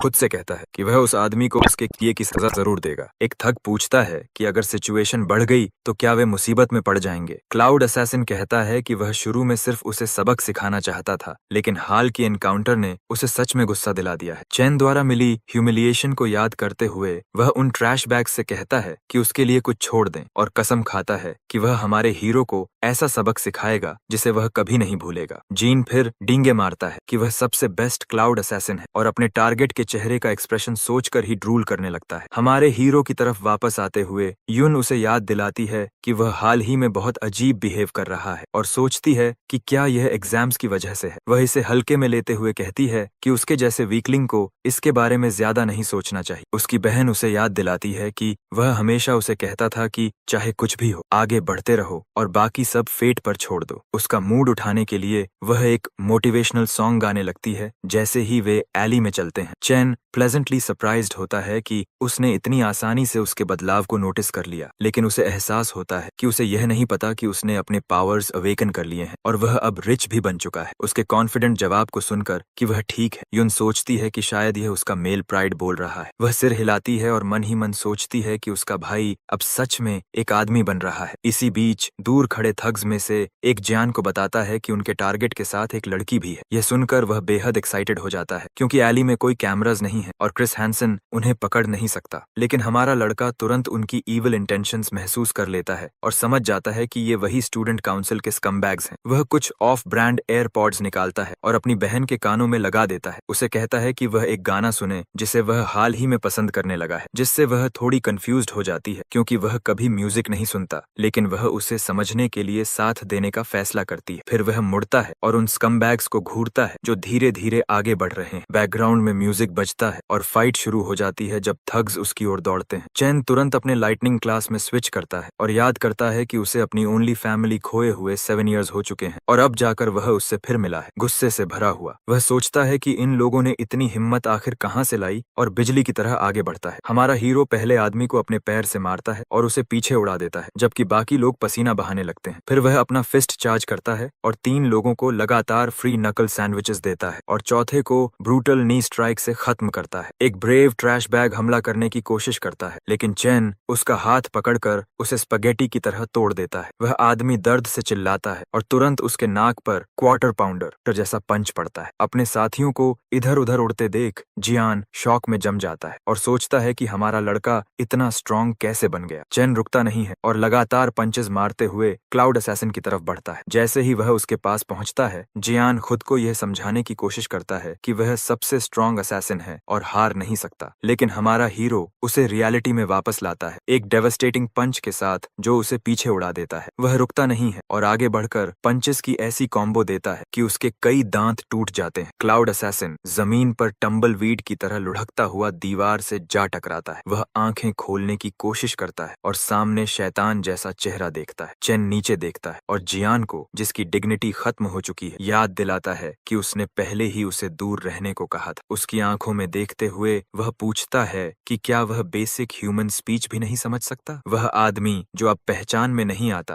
अपने पैरों को महसूस भी नहीं कर पा रहा और उसके आधे बोन्स टूट चुके हैं, नाटे हाथ। उसे एहसास होता है कि उसने गलत आदमी से पंगा ले लिया और वह मुश्किल से माफी मांग पाता है। चेन उसका कॉलर पकड़कर उसे चुप कराता है और उसके चेहरे के पास डैगर रख देता है। मिस्टर टॉप असैसिन उसकी आंखों में साफ देखता है कि वहां किल करने में जरा भी हेजिटेशन नहीं है। उसमें एक नॉर्मल स्टूडेंट जैसा कोई ऑरा नहीं है। जीन सोचने लगता है कि किस तरह का हेल एक इंसान को चैन जैसा मॉन्स्टर बना सकता है। ठंडी नफरत के साथ चैन उसे कहता है कि अगर वह इस नाइटमेयर को दोहराना नहीं चाहता तो उसकी बात याद रखे। वह अगली बार अगर उन्होंने कोई भी बेवकूफी की तो उन्हें फाड़ने में जरा भी हेजिटेट नहीं करेगा। यही उसकी फाइनल वार्निंग है। फिर वह और भी जोर देकर कहता है कि अगर वे उसकी बहन के 1 माइल के अंदर भी आए तो वह उनके हर करीबी इंसान को एक एक करके खत्म कर देगा। उसके बाद वह डैगर गिरा देता है और सॉन्ग खत्म होने से पहले ही वापस युन के पास आ जाता है। सॉन्ग के अंत तक उसकी बहन इमोशन से भर जाती है। वह सैड और पेनफुली लोनली लिरिक्स से इतनी प्रभावित होती है कि उसकी आंखों में आंसू आ जाते हैं। वह कंफ्यूज्ड होकर रोती है, सोचती है कि उसके भाई ने ऐसा क्या झेला जिससे वह सालों में इतना बदल गया। वह यह भी सोचती है कि कहीं उसका सपोर्ट उस समय काफी नहीं था। डिटर्मिनेशन के साथ वह उसे डांटने के लिए मुड़ती है, लेकिन जैसे ही उसकी नजर उसके हाथ में मौजूद गिफ्ट पर पड़ती है, वह बीच में ही रुक जाती है। वह शाइनी गोल्ड प्लेटेड पेन जिसे वह हमेशा से चाहती थी अब उसकी आंखों के सामने। यून एक्साइटमेंट से लाल हो जाती है और यकीन नहीं कर पाती कि उसके भाई ने उसे न्यूएस्ट होलोग्राफिक मैजिक पेन खरीदा है जो उनके मंथली रेंट से भी ज्यादा महंगा है। उसकी अडोरेबल रिएक्शन चेन का दिल गर्म कर देती है। उसके चेहरे से साफ दिखता है कि वह इसे वापस नहीं करना चाहती, भले ही रेंट की स्थिति को देखते हुए वही सही फैसला हो। अपनी मुट्ठी पीछे छिपाते हुए चेन चुपचाप कसम खाता है कि इस बार वह अपनी बहन की मुस्कान की रक्षा करेगा और उसे उसके ड्रीम स्कूल में जरूर भेजेगा। घर पर उसकी बहन खुशी खुशी घंटों तक हवा में होलोग्राफिक ड्राइंग्स बनाती रहती है। बड़ा भाई चुपचाप उसका बनाया हुआ रामेन खाता है और कहता है कि वह खुश है कि उसे गिफ्ट पसंद आया। फिर भी वह उसकी इतनी बड़ी खर्च को लेकर चिंतित रहती है क्योंकि उनके पास अगले महीने का रेंट भी नहीं है। वह गर्व से मुस्कुराता है और बताता है कि पूरे 1 साल का रेंट पहले ही कवर हो चुका है। बड़ा भाई ब्रैग करता है कि उसका एक दोस्त के साथ छोटा बिजनेस वेंचर हाल ही में बहुत अच्छा चल रहा है, लेकिन यूनियन उसे शक भरी नजरों से देखती है और उसकी कहानी पर भरोसा नहीं करती। फिर भी वह उसे और नहीं टोकती क्योंकि उसे याद भी नहीं कि आखिरी बार उसका भाई इतने खुले दिल से कब हंसा था। वह उसके कंधे पर हाथ रखती है और बस एक बात कहती है कि वह जो भी सीक्रेटली कर रहा है उसे खुद को ज्यादा थकाना नहीं चाहिए। इसी बीच एक शांत एक्वेरियम में प्रेसिडेंट तिंग अपने कजिन के साथ शॉकिंग न्यूज शेयर करता है। शहर के बेस्ट डॉक्टर्स ने घोषित किया है कि मिस्टर टॉप असैसिन की हालत इतनी खराब है कि अब रिकवरी संभव नहीं है। उसके शरीर की आधे से ज्यादा बोन्स इतनी बुरी तरह टूट चुकी हैं कि उन्हें ठीक नहीं किया जा सकता। चेन से लड़ना ही प्रेसिडेंट के लिए अनएक्सपेक्टेड था, लेकिन लड़ाई के बाद उसकी हालत और भी शॉकिंग है। उसका कजिन ठंडे तरीके से रिएक्ट करता है और बस इस बात से निराश है कि अब उसके टीम में स्ट्रॉन्ग ग्रेजुएट्स की संख्या कम होगी, लेकिन प्रेसिडेंट भी उतना ही रूथलेस है और कहता है कि कि वह उस बर्डनसम एनपीसी के बिना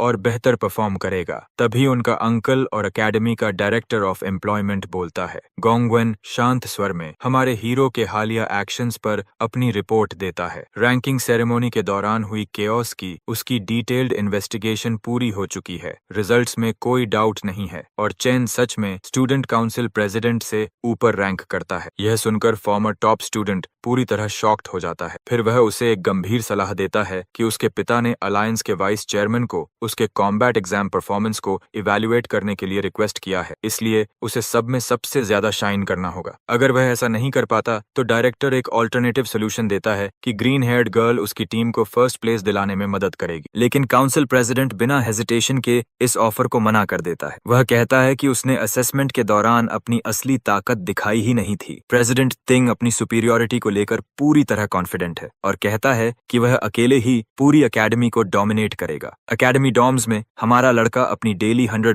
मिनट रन विद वेट्स खत्म करने के बाद खुद को साफ करता है। उसका पूरा फोकस एक ही गोल पर है, अपकमिंग ग्रेजुएशन एग्जाम में $1 मिलियन प्राइज जीतना। यही उसका एकमात्र मौका है माइथिल गिल्ड के साथ अपना डील पूरा करने और उनके साथ म्यूचुअली बेनिफिशियल ट्रेड रिलेशनशिप बनाने का। एग्जाम में अब सिर्फ कुछ ही हफ्ते बचे हैं। वह बिस्तर पर लेटता है, आराम करने के लिए नहीं बल्कि नींद में भी ग्राइंडिंग जारी रखने के लिए। वह अपने डीमन लेयर में प्रवेश करता है जहां डीमन किंग लानू का विशाल वॉइड टावर उसके सामने खड़ा है। बिना किसी हेजिटेशन के वह लंबे स्टेयरकेस पर चढ़ते हुए एंट्रेंस की ओर बढ़ता है। ग्रेवहाउंड किंग की क्लास के साथ उसका पहला असेसमेंट एक रिस्पेक्टेबल मिड सी रैंक तक पहुंचा था। दूसरी तरफ उसकी अबिसल फील्ड क्लास की ओवरवेलमिंग स्ट्रेंथ ने सिस्टम को पूरी तरह ओवरलोड कर दिया। यहाँ तक कि डीमन हार्ट भी उसकी असली पोटेंशियल को प्रॉपर्ली क्लासिफाई नहीं कर पाया। अब उसकी बाकी क्लासेस को इवैल्यूएट करने का सिर्फ एक ही तरीका बचता है। वह वॉइड टावर को अनलॉक करता है और बैटलफील्ड पर सीधे उनकी रॉ पावर टेस्ट करने का फैसला करता है। वह अंदर कदम रखता है, यह जानने के लिए कि टावर उसे किस तरह की ब्रूटल चैलेंज देगा। जो वह अंदर देखता है उसे शॉक में डाल देता है। वह खुद को एक अजीब डायमेंशन में पाता है जहां वह स्पेस में तैरते एक मैसिव व्हाइट प्लैनेट के ऊपर खड़ा है। जैसे ही वह पहला कदम उठाता है वह तुरंत एक घुटने पर गिर जाता है, मुश्किल से अपने शरीर को संभाल पाता है। फॉलन स्टार वेस्टस में ग्रेविटी अर्थ से 10 गुना ज्यादा है और चेन को अपने बोन्स तक क्रशिंग प्रेशर महसूस होता है। उसके पीछे टावर का एंट्रेंस पूरी तरह गायब हो जाता है। वह समझ जाता है कि एग्जिट खोलने के लिए उसे बॉस को हराना होगा। किसी लीथल बीस्ट के एम्बुश करने से पहले उसे जल्दी अडेप्ट करना होगा। लेकिन पास में शिकार ढूंढता एक फैंटम लायन उसे यह मौका देने को तैयार नहीं है। मजबूरी में चेन तुरंत अपनी लाइटनिंग क्लास में स्विच करता है। लायन सीधे उस पर झपटता है लेकिन वह मुश्किल से बचकर उसके शोल्डर में एक प्रिसाइज स्टैब करता है। बीस्ट गुस्से में गरजता है लेकिन अटैक इनइफेक्टिव रहता है क्योंकि वह वाइटल पॉइंट को मिस कर देता है। वह जल्दी समझ जाता है कि उसके अटैक्स भी उतने ही स्लो और इनएक्यूरेट हैं जितना उसका मूवमेंट। फैंटम लायन उसे आसानी से जमीन पर गिरा देता है और टाको की तरह काटने की कोशिश करता है, यह दिखाते हुए कि ये मॉन्स्टर्स एक्सट्रीम ग्रेविटी में कितने अडेप्ट हो चुके हैं। चैन कुछ पल के लिए उसे अपने आर्म को निबल करने देता है, फिर तुरंत अपनी क्लास को एबिसल फील्ड में बदल देता है। यह चेंज उसे अलग तरह का स्टैट बूस्ट देता है। कुछ स्पीड के बदले उसे इमेंस स्ट्रेंथ और स्टैमिना मिलती है जो क्लोज कॉम्बैट में जरूरी होती है। उसकी क्लास चेंज फाइट को तुरंत उसके फेवर में पलट देती है। रक्षासा की ग्रेविटी मैनिपुलेशन एबिलिटी यहाँ बेहद काम आती है। वाले प्लैनेट पर 3 गुना मल्टीप्लायर बेहद ब्रूटल साबित होता है। लायन जोर से दहाड़ता है लेकिन चैन कोई मर्सी नहीं दिखाता और उसे प्लैनेट की सरफेस पर क्रश कर देता है। इसके बाद वह थक कर जमीन पर लेट जाता है। ग्लटनी उसे एक लेवल अप नोटिफिकेशन देता है। उसे बताया जाता है कि हर क्लास की 1 स्टार रेटिंग होती है जो यह दिखाती है कि क्लास स्विच करने पर स्टैट्स कितना बदलते हैं। परगेटरी रॉकशासा उसकी सभी क्लासेस में सबसे ज्यादा स्टार्स रखती है। फिर भी उसने इस क्लास में एक बी रैंक फैंटम लायन से अपनी जान बचाने के लिए स्ट्रगल किया। साफ है कि उसे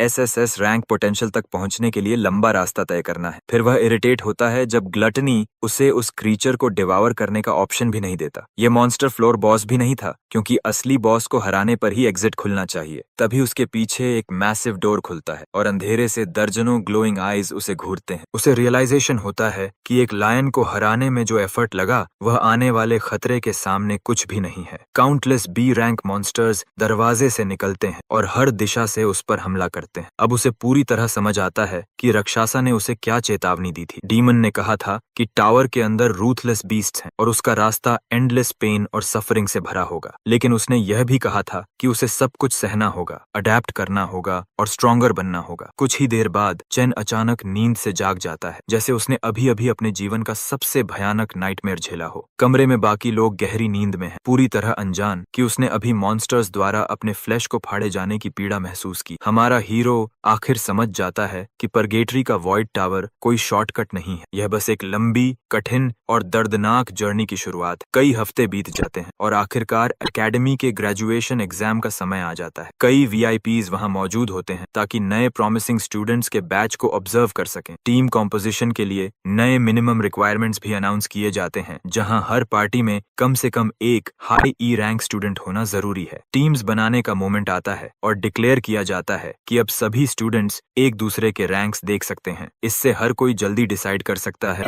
कि किसे अपनी पार्टी में रिक्रूट करना है। स्टूडेंट्स को हाईएस्ट से लोएस्ट रैंक के क्रम में अरेंज किया जाता है, लेकिन माओंग तुरंत कुछ अजीब नोटिस करता है। चेन खुद भी कंफ्यूज्ड हो जाता है जब वह अपना नाम बिल्कुल बॉटम पर देखता है। सभी की नजरें उस पर टिक जाती हैं और बाकी लोग सोचने लगते हैं कि एक नियर डेथ सी अवेकनर क्लास में सबसे नीचे कैसे हो सकता है। जेलस स्टूडेंट्स तुरंत ट्रैश टॉक शुरू कर देते हैं। उन्हें यकीन है कि उसका हाई रैंक असेसमेंट की गलती थी, फिर भी वे उसकी रियल स्ट्रेंथ को डिनाई नहीं कर सकते और जानते हैं कि उसे टीम में लेने से उनका स्कोर जरूर बढ़ेगा। काउंसिल प्रेसिडेंट तिंग चुप रहता है, जबकि विस्पर्स फैलते हैं कि जिसने प्रेसिडेंट का ऑफर रिजेक्ट किया वह अब पछता रहा होगा। इस पूरी स्कीम के पीछे उसका अपना अंकल गोंग श्वान है। उस बास्टर्ड ने मान लिया था कि बॉटम रैंक देखकर कोई भी चैन को अपनी पार्टी में इनवाइट नहीं करेगा। उसका प्लान सिंपल था, अगर चैन क्वालिफाई ही नहीं कर पाएगा तो वह प्रेसिडेंट की पार्टी को चैलेंज नहीं कर सकेगा। कुछ घंटे पहले क्लासरूम में सभी स्टूडेंट्स प्रैक्टिकली प्रेसिडेंट थिंग से रिक्वेस्ट कर रहे थे कि उन्हें उसकी टीम में ले ले। वे उसे इम्प्रेस करने की पूरी कोशिश करते हैं, लेकिन चिंग उन्हें मना कर देता है और कहता है कि वे सिर्फ एक और मेंबर जोड़ सकते हैं। प्रेजेंट में लौटते हुए बाकी सभी स्टूडेंट्स अपनी टीम्स बना लेते हैं और सिर्फ वीकेस्ट डॉम पीछे रह जाता है। लॉन्ग बताता है कि उन्होंने सभी से पूछा, लेकिन कोई भी उनके साथ जुड़ना नहीं चाहता। अभी उनके पास सिर्फ 4 लोग हैं, इसलिए वे ग्रेजुएशन टेस्ट में भाग नहीं ले सकते। वह कंप्लेन करता है कि चेन का स्कोर अचानक लोएस्ट रैंक पर आना बेहद सस्पिशियस है, जिससे वह पार्टिसिपेट करने के लायक भी नहीं दिखता, क्योंकि क्राइटेरिया में कम से कम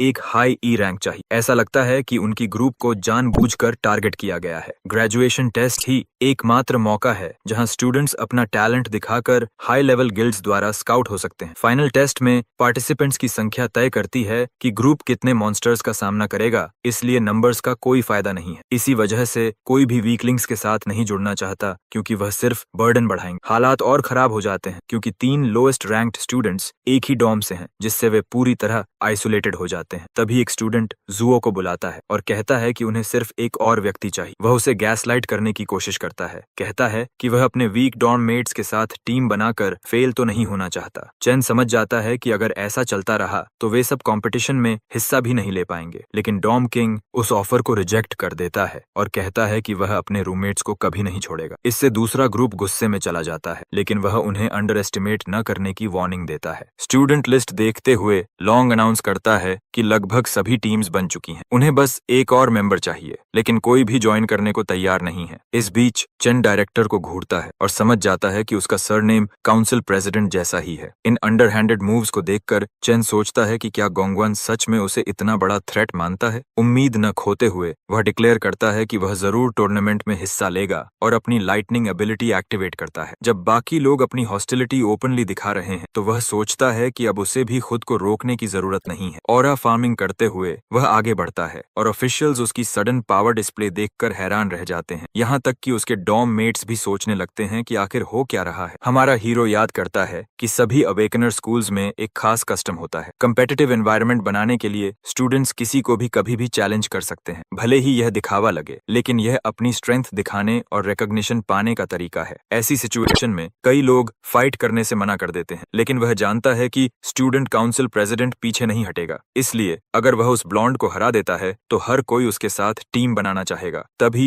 एक लड़की दरवाजे पर आती है और उसे बुलाती है, पूछती है कि क्या उसे अभी भी अपनी टीम में किसी की जरूरत है। वह आगे कहती है कि वह भी इस साल के ग्रेजुएशन टेस्ट में हिस्सा लेना चाहती है। वाइस प्रेसिडेंट जोड़ती है कि वह मिडिल स्कूल में डैंग तक पहुंच चुकी है, इसलिए वह उसे डिसअपॉइंट नहीं करेगी। उसके डॉर्म मेट्स पागल हो जाते हैं, सोचते हैं कि उसने इतनी ब्यूटीफुल लड़की को अपनी साइड में कैसे कर लिया। चंग और तिंग दोनों कंफ्यूज्ड हो जाते हैं, समझ नहीं पाते कि क्या हो रहा है, जबकि डायरेक्टर तो लगभग पानी पीते पीते चोक कर जाता है। स्टूडेंट्स गॉसिप करने लगते हैं और सोचते हैं कि एक एक्सचेंज स्टूडेंट इस टेस्ट में सबसे कमजोर टीम के साथ क्यों जुड़ना चाहती है। कोई भी सच में नहीं जानता कि वह कौन है, लेकिन एक रूमर है कि वह सेंट किंगडम से आई है। डायरेक्टर लगभग अपना आपा खो देता है और कहता है कि एक्सचेंज स्टूडेंट्स ग्रेजुएशन टेस्ट में भाग नहीं ले सकते। वह आगे कहता है कि लिंग ने यहाँ कोई रैंक्ड टेस्ट नहीं दिया, न ही उसने अपना रैंक प्रूव किया, जो रूल्स के खिलाफ है। अचानक प्रिंसिपल वहां आ जाता है और कहता है कि डायरेक्टर सही है। गोंग उसे देखकर लगभग हार्ट अटैक का शिकार हो जाता है, लेकिन प्रिंसिपल फिर पूछता है कि लिंग टेस्ट में क्यों शामिल होना चाहती है, जबकि वह यहाँ थोड़े समय के लिए ही रहने वाली है। इस बीच हमारा लड़का हैरान हो जाता है और सोचता है कि प्रिंसिपल अचानक टेलीपोर्ट कैसे हो गया, जबकि वह वॉरियर क्लास है। ओल्ड मैन समझाता है कि अगर वह टेस्ट में शामिल होती है तो यह दूसरों के लिए अनफेयर होगा, जिस पर वह बस सहमति दिखाती है। चैन पसीना बहाने लगता है क्योंकि वह इन दोनों का रैंक तक समझ नहीं पा रहा। डायरेक्टर हिम्मत जुटाकर प्रिंसिपल का समर्थन करता है और कहता है कि रूल्स के बिना स्कूल नहीं चल सकता। प्रिंसिपल फिर अपना टोन बदलता है और समझाता है कि इस स्कूल का पर्पस अवेकनर्स को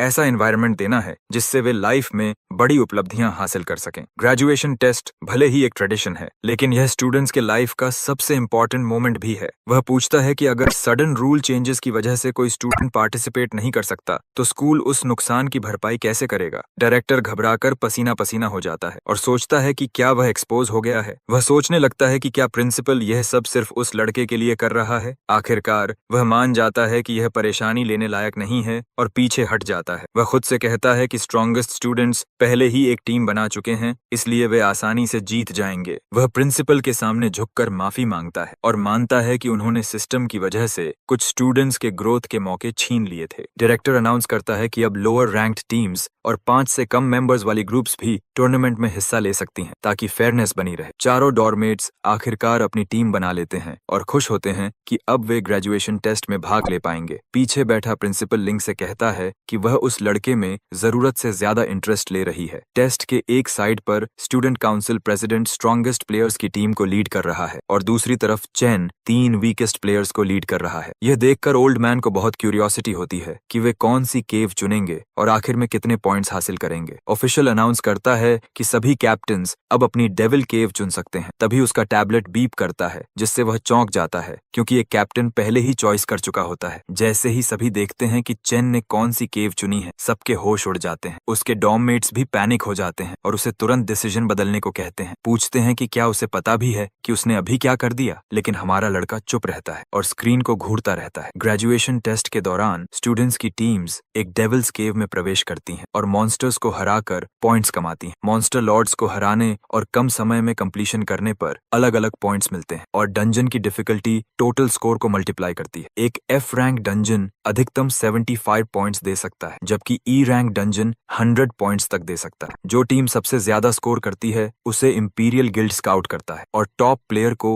1 मिलियन यूएन का रिवॉर्ड मिलता है। सिलेक्शन रूम में वापस स्टूडेंट्स डिस्कस करते हैं कि हिस्ट्री में हाईएस्ट स्कोर 90 पॉइंट्स था, जिसे इंपीरियल गिल्ड के करंट लीडर ने अचीव किया था। एक ई रैंक डंजन क्लियर करने के लिए भी टीम में कम से कम 3 स्ट्रॉन्ग डी रैंक फाइटर्स चाहिए होते हैं। इस साल टिंग की टीम शायद उस रिकॉर्ड को पार कर सकती है। तभी डिस्प्ले बीप करता है और सबको बताता है कि किसी ने डेविल्स केव सिलेक्ट कर ली है। वह आदमी शॉक्ड रह जाता है जब देखता है कि हमारे लड़के ने डी रैंक डंजन चुन लिया है। अब तक किसी ने भी डी रैंक डंजन क्लियर नहीं किया है और सब सोचने लगते हैं कि यह कोई गलती है। लॉन्ग उससे पूछता है कि क्या उसने अपना सिर कहीं मार लिया है, जबकि डॉम किंग पूरी तरह हैरान रह जाता है। नर्ड उसे समझाने की कोशिश करता है, लेकिन वह बताता है कि उसने इस डिसीजन के बारे में अच्छे से सोच लिया है। तभी सिस्टम फिर बीप करता है और स्टूडेंट काउंसिल प्रेसिडेंट भी डी रैंक केव सेलेक्ट कर लेता है। टिंग की टीम तुरंत उसके डिसीजन को एक्सेप्ट कर लेती है और टेस्ट के लिए क्वालिफाई हो जाती है। क्लासरूम में हंगामा मच जाता है जबकि उनकी टीम कैजुअल बनने की कोशिश करती है। ब्लॉन्ड गॉथ गर्ल हमारे लड़के का मजाक उड़ाती है और कहती है कि वह सिर्फ अटेंशन पाने के लिए ऐसा कर रहा है। बॉल्ड गाय कहता है कि उसके वीक टीममेट्स कभी भी इस डिसीजन को एक्सेप्ट नहीं करेंगे और टीम टूट जाएगी। लॉन्ग चेन के चेहरे को देखता है और समझ जाता है कि वह सच में सीरियस है। वह सोचता है कि उसका दोस्त कब इतना स्ट्रांग बन गया और कितना बदल गया है। आखिरकार नर्ड कंफर्म बटन दबा देता है और अपने दोस्त पर भरोसा करने का फैसला करता है। यो भी ग्रीन बटन दबा देता है क्योंकि उसे लगता है कि उसके पास खोने के लिए कुछ नहीं है। डॉर्म किंग इरिटेट हो जाता है कि दोनों ने उससे पहले डिसीजन ले लिया और वह भी बटन दबा देता है। इस तरह सिस्टम ऑफिशियली उनकी टीम को टेस्ट के लिए क्वालिफाई कर देता है। अपने डॉर्म मेट्स को देखते हुए चेन माफी मांगता है और बताता है कि उसने यह डंजन इसलिए चुना क्योंकि वह टॉप स्कोरर बनना चाहता है। उसे एहसास होता है कि वह उन्हें अपने ड्रीम में घसीट रहा है, लेकिन उन्हें भरोसा दिलाता है कि वे साथ मिलकर टॉप तक पहुंचेंगे। उसकी बात सुनकर प्रेसिडेंट अचानक खड़ा हो जाता है और कहता है कि टॉप स्पॉट सिर्फ उसी का है। चेन उसकी तरफ मुड़ता है और सीधे उसका सामना करता है। टिंग एक इंटिमिडेटिंग ऑरा छोड़ता है और कहता है कि पूरे स्कूल में सिर्फ एक ही स्ट्रॉन्गेस्ट स्टूडेंट हो सकता है। पीछे खड़ी लिंग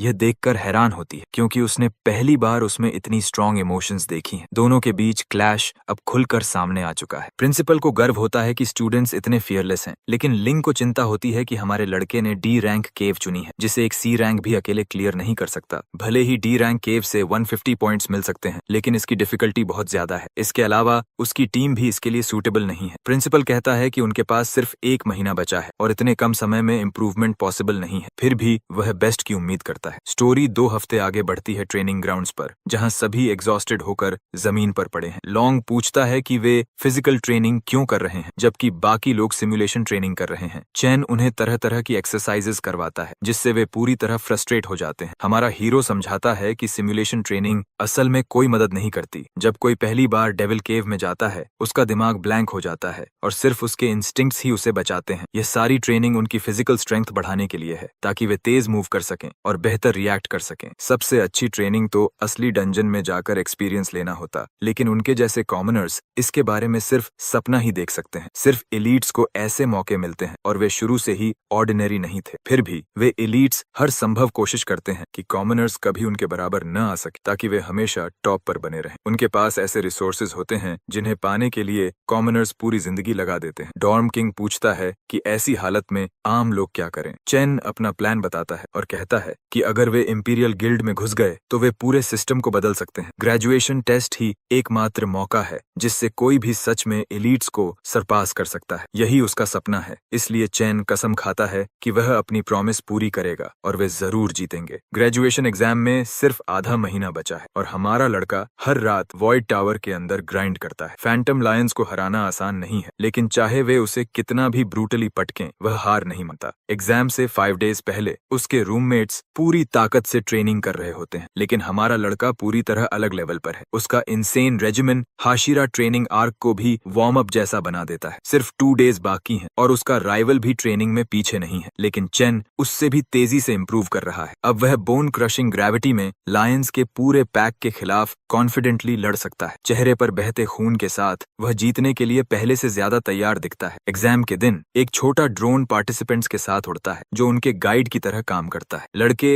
मैचिंग आउटफिट्स पहनकर आते हैं और बेहद डैपर लगते हैं। जैसे ही सभी पार्टिसिपेंट्स रिस्ट बैंड्स पहन लेते हैं, एग्जाम ऑफिशियली शुरू हो जाता है। इसी बीच एकेडमी प्रिंसिपल गोंगलिन का गर्मजोशी से स्वागत करता है। यह शार्प लुकिंग आदमी प्रेसिडेंट टिंग का पिता है जिसने इंपीरियल गिल्ड को फाउंड किया था। स्टूडेंट्स उसे ऐसे घूरते हैं जैसे वह कोई रेयर क्रीचर हो। उनकी क्यूरियोसिटी तब और बढ़ जाती है जब वे देखते हैं कि प्रिंसिपल और गिल्ड को फाउंडर एक स्लीक व्हाइट लिमो का स्वागत कर रहे हैं। उससे एक red haired gentleman Karl Cavendish शांति से बाहर निकलता है। स्टूडेंट्स हैरान रह जाते हैं क्योंकि वह वर्ल्ड गिल्ड अलायंस का वाइस चेयरमैन है। इतनी बड़ी हस्ती आमतौर पर इस इलाके में कभी नहीं आती। वीआईपी रूम के अंदर डायरेक्टर गेस्ट्स को ब्रीफ करता है कि कुल 23 teams F rank demon layers में जा रही हैं। कुछ ग्रुप्स ने ई रैंक लेयर्स चुनी है जबकि सिर्फ 2 टीम्स ने डी रैंक लेयर्स को चुना है। अलायंस सेक्रेटरी क्रिड यह सुनकर चौंक जाती है कि स्टूडेंट्स ने इतना रिस्की डिसीजन लिया है। आमतौर पर डी रैंक पार्टी भी डी रैंक लेयर में जाने से पहले बहुत तैयारी करती है। वह पूछती है कि एकेडमी ने स्टूडेंट्स की सेफ्टी के बारे में सोचा भी है या नहीं। डायरेक्टर शांत स्वर में जवाब देता है कि स्टूडेंट्स जानते हैं कि वे क्या कर रहे हैं। उसने साफ बताया था कि जिन अवेकनर्स के पास रियल कॉम्बैट एक्सपीरियंस नहीं होता वे एफ रैंक मॉन्स्टर्स से भी स्ट्रगल करते हैं, लेकिन असली खतरा बॉस मॉन्स्टर होता है जो बाकी मॉब्स से कई लेवल ऊपर होता है। कई टीम्स आखिर में बॉस को हराने में फेल हो जाती हैं। ई रैंक लेयर्स में सिचुएशन और भी कठिन होती है जहां बेसिक मॉन्स्टर्स भी एफ रैंक बॉस जितने स्ट्रांग होते हैं। यह सच्चाई स्टूडेंट्स को अक्सर मुश्किल तरीके से समझ आती है। अलायंस सेक्रेटरी पूछती है कि अगर सिचुएशन डेंजरस हो जाए तो क्या कोई सेफगार्ड है। डायरेक्टर उसे भरोसा दिलाता है कि एकेडमी अपने टैलेंटेड स्टूडेंट्स को बहुत वैल्यू देता है। हर लेयर के बाहर इंपीरियल गिल्ड का एक वॉरियर तैनात रहता है जो जरूरत पड़ने पर तुरंत इंटरवीन कर सकता है। इसके अलावा हर स्टूडेंट के रिस्ट बैंड में ऐसा सिस्टम होता है जो सरेंडर करने या जान को खतरा होने पर तुरंत उन्हें बाहर टेलीपोर्ट कर देता है। यह सुनकर भी वह पूरी तरह संतुष्ट नहीं होती और सोचती है कि क्या एकेडमी के पास ऐसे स्टूडेंट्स हैं जो डी रैंक लेयर को चैलेंज कर सकें। वह मन ही मन सोचती है कि वे टीम्स असल में कितनी देर तक टिक पाएंगी। डायरेक्टर को पूरा भरोसा है कि ये छोटे ई रैंक ट्रबल मेकर्स रोते हुए बाहर भाग आएंगे। अब सीन शिफ्ट होता है डी रैंक डंजन में, जो विशाल पेड़ों से भरा है और मोटी बर्फ से ढका हुआ है। चेन के रूममेट्स साफ तौर पर डरे हुए हैं। कोई भी डर जाएगा जब वह नाइटमेयर जैसे क्रीचर्स को देखे जो अजीब बैट और मंकी के हाइब्रिड जैसे लगते हैं। वह तुरंत अपनी पार्टी को वार्निंग देता है कि ये मॉन्स्टर्स पलक झपकते ही अपने टारगेट पर डाइव कर जाते हैं, इसलिए उन्हें अपनी आंखें पूरी तरह खुली रखनी होंगी। अचानक गोस्ट मंकी बैट्स का एक झुंड उन पर टूट पड़ता है। हैरानी की बात यह है कि सभी लड़के किसी तरह ऑकवर्ड तरीके से उनके लाइटनिंग फास्ट अटैक्स को डॉज कर लेते हैं। वे अभी इस बात से एक्साइटेड ही होते हैं कि उन्होंने डी रैंक क्रीचर के अटैक से बच लिया। तभी कुछ और भी शॉकिंग होता है। हमारा लड़का शांति से खड़ा होता है, हाथ में लाइटनिंग स्वॉर्ड लिए, और उसके पैरों के पास ऑलरेडी कई मॉन्स्टर्स की लाशें पड़ी होती। वह अपनी टीम को कहता है कि वे पहले खुद को बचाने पर फोकस करें क्योंकि वे अभी उतने स्ट्रांग नहीं हैं, बाकी सब वह संभाल लेगा। तभी एक और ghost monkey bat supersonic speed से उन पर हमला करता है, लेकिन वे मुश्किल से उसे डॉज कर पाते हैं। सियांजो को अचानक एहसास होता है कि हमारा हीरो उन्हें रिफ्लेक्सेस और एक्सप्लोसिव स्पीड इंप्रूव करने के लिए ट्रेन कर रहा था ताकि वे ऐसे डीमंस के खिलाफ सर्वाइव कर सके। जू अपने दांत भींचता है, सोचता है कि वह खुद को डॉम किंग कहता था, लेकिन अब उसे अपने ही रूममेट पर डिपेंड करना पड़ रहा है। इस बीच चेन बाकी सभी गोस्ट मंकीज को खत्म कर देता है। वे वेव्स में उस पर झपटते हैं, लेकिन हमारा चैड उन्हें खत्म कर देता है, इससे पहले कि वे समझ भी पाएं कि उनके साथ क्या हुआ। डॉर्म किंग खुद से बड़बड़ाता है कि उसने मलोंग से हमेशा सुना था कि चेन स्ट्रांग है, लेकिन यह पहली बार है जब वह खुद देख रहा है। उसे लगता है कि चेन कोई साधारण स्टूडेंट नहीं बल्कि एक बैटल हार्डेंड सोल्जर जैसा है। जैसे जैसे स्लॉटर चलता रहता है उसके अंदर जेलसी भी बढ़ने लगती है। अचानक एक और मॉन्स्टर ग्रुप के पीछे प्रकट होता है और वह मुश्किल से उसका अटैक ब्लॉक कर पाता है। वह फ्लेमिंग हैंड से उसकी टांग पकड़ता है और अपने टीममेट्स पर चिल्लाता है कि वे डेड वेट की तरह बिहेव करना बंद करें। चेन अकेला नहीं है जिसकी ग्रेजुएशन स्टेक पर है। बाकी लोग उसकी अचानक डिटर्मिनेशन देखकर हैरान हो जाते हैं। उसकी स्टबर्न विल से इंस्पायर्ड होकर शांगजू अपना flora chant wine lock use करता है और मॉन्स्टर को एंटेंगल कर देता है, लेकिन शॉकिंगली क्रीचर तुरंत खुद को छुड़ा लेता है और जुओ को किक भी कर देता है। लॉन्ग अपना cloud chant frostbite breeze use करता है जो मॉन्स्टर को थोड़ा स्लो करता है। फिर वे डिसाइड करते हैं कि वे अटैक्स कंबाइन करेंगे। टीम वर्क से वे मॉन्स्टर को थोड़ी देर के लिए रोकते हैं और डॉर्म किंग को मौका लेने के लिए चिल्लाते हैं। वह nuclear burst flame bullet charge करता है और डायरेक्ट हिट करता है, लेकिन उससे बस कुछ जले हुए बाल ही निकलते हैं। वह और फ्लेम बुलेट्स फायर करता है, लेकिन मॉन्स्टर पर कोई खास असर नहीं होता। शांजो और लॉन्ग अपनी लिमिट्स के करीब पहुंच जाते हैं। डॉर्म किंग डिसाइड करता है कि अब वह होल्ड बैक नहीं कर सकता। वह अपनी पूरी ताकत जुटाकर कन्वर्ज्ड बर्स्ट फ्लेम बुलेट छोड़ता है, जिससे मैसिव एक्सप्लोजन होता है। स्मोक हटने पर सिर्फ एक जला हुआ स्केलेटन बचता है। ड्रोन अनाउंस करता है कि उन्होंने एक D class ghost monkey bat को डिफीट कर दिया है। तीनों जमीन पर गिर जाते हैं, पूरी तरह एग्जॉस्टेड, लेकिन खुश हैं कि उन्होंने खुद एक डी क्लास मॉन्स्टर को हराया। हमारा लड़का उनके पास आता है, थोड़ा सरप्राइज्ड, और वे तुरंत पूछते हैं कि क्या उसने उन्हें फाइट करते देखा। मॉन्स्टर एक फिंगर बोन छोड़ता है लूट के रूप में, और जुओ कैजुअली कहता है कि उसे हराना आसान था। चेन उन्हें कंग्रेचुलेट करता है और जल्द ही ड्रोन अनाउंस करता है कि डेविल्स केव के सभी मॉब्स क्लियर हो चुके हैं। फीड देखते हुए डायरेक्टर गोंग लगभग अपना आपा खो देता है जब वह देखता है कि जीरो रियल कॉम्बैट एक्सपीरियंस वाले ये ट्रैश स्टूडेंट्स अपनी इंफीरियर एबिलिटी से कहीं ज्यादा पावरफुल डी लेवल थ्रेट को डिफीट कर देते हैं। बाकी स्टाफ जानबूझकर चुप रहता है। इस बीच वाइस चेयरमैन कैवेंडिश का असिस्टेंट शांति से चेन की आउटस्टैंडिंग परफॉर्मेंस की तारीफ करता है। वह सोचता है कि चेन का ऑरा उसे उसके एक पुराने दोस्त की याद दिलाता है। वाइस चेयरमैन चेन का नाम लेकर उसे याद रखने की बात करता है, जिससे तुरंत प्रेसिडेंट तिंग के पिता और डायरेक्टर दोनों अलर्ट हो जाते हैं। डायरेक्टर तुरंत टॉपिक बदलता है और सबका ध्यान स्टूडेंट काउंसिल टीम की तरफ ले जाता है जो दूसरे डी रैंक केव के अंदर है, ताकि चेन पर ज्यादा फोकस न जाए। वह बताता है कि टीम ऑलरेडी मिडिल सेक्शन तक पहुंच चुकी है और चेयरमैन का असिस्टेंट उनकी कोऑर्डिनेशन की तारीफ करता है। उसे एक प्रोफेशनल गिल्ड रेड टीम से कंपेयर करता है। यह सुनकर चेयरमैन कार्ल अम्यूज्ड हो जाता है और कहता है कि इस साल के ग्रेजुएट्स की क्वालिटी पिछले बैचेस से कहीं बेहतर लग रही है। डायरेक्टर गोंग धीरे से जोड़ता है कि असली बैटल अभी शुरू हुई है और असली स्पेक्टिकल अभी सामने आना बाकी है। दूसरी तरफ D rank toxic wine cavern में प्रेसिडेंट की पार्टी पर मायास्मा पॉइजन मशरूम मॉन्स्टर्स चारों तरफ से हमला करते हैं। एक लड़की अपनी गिटार बजाकर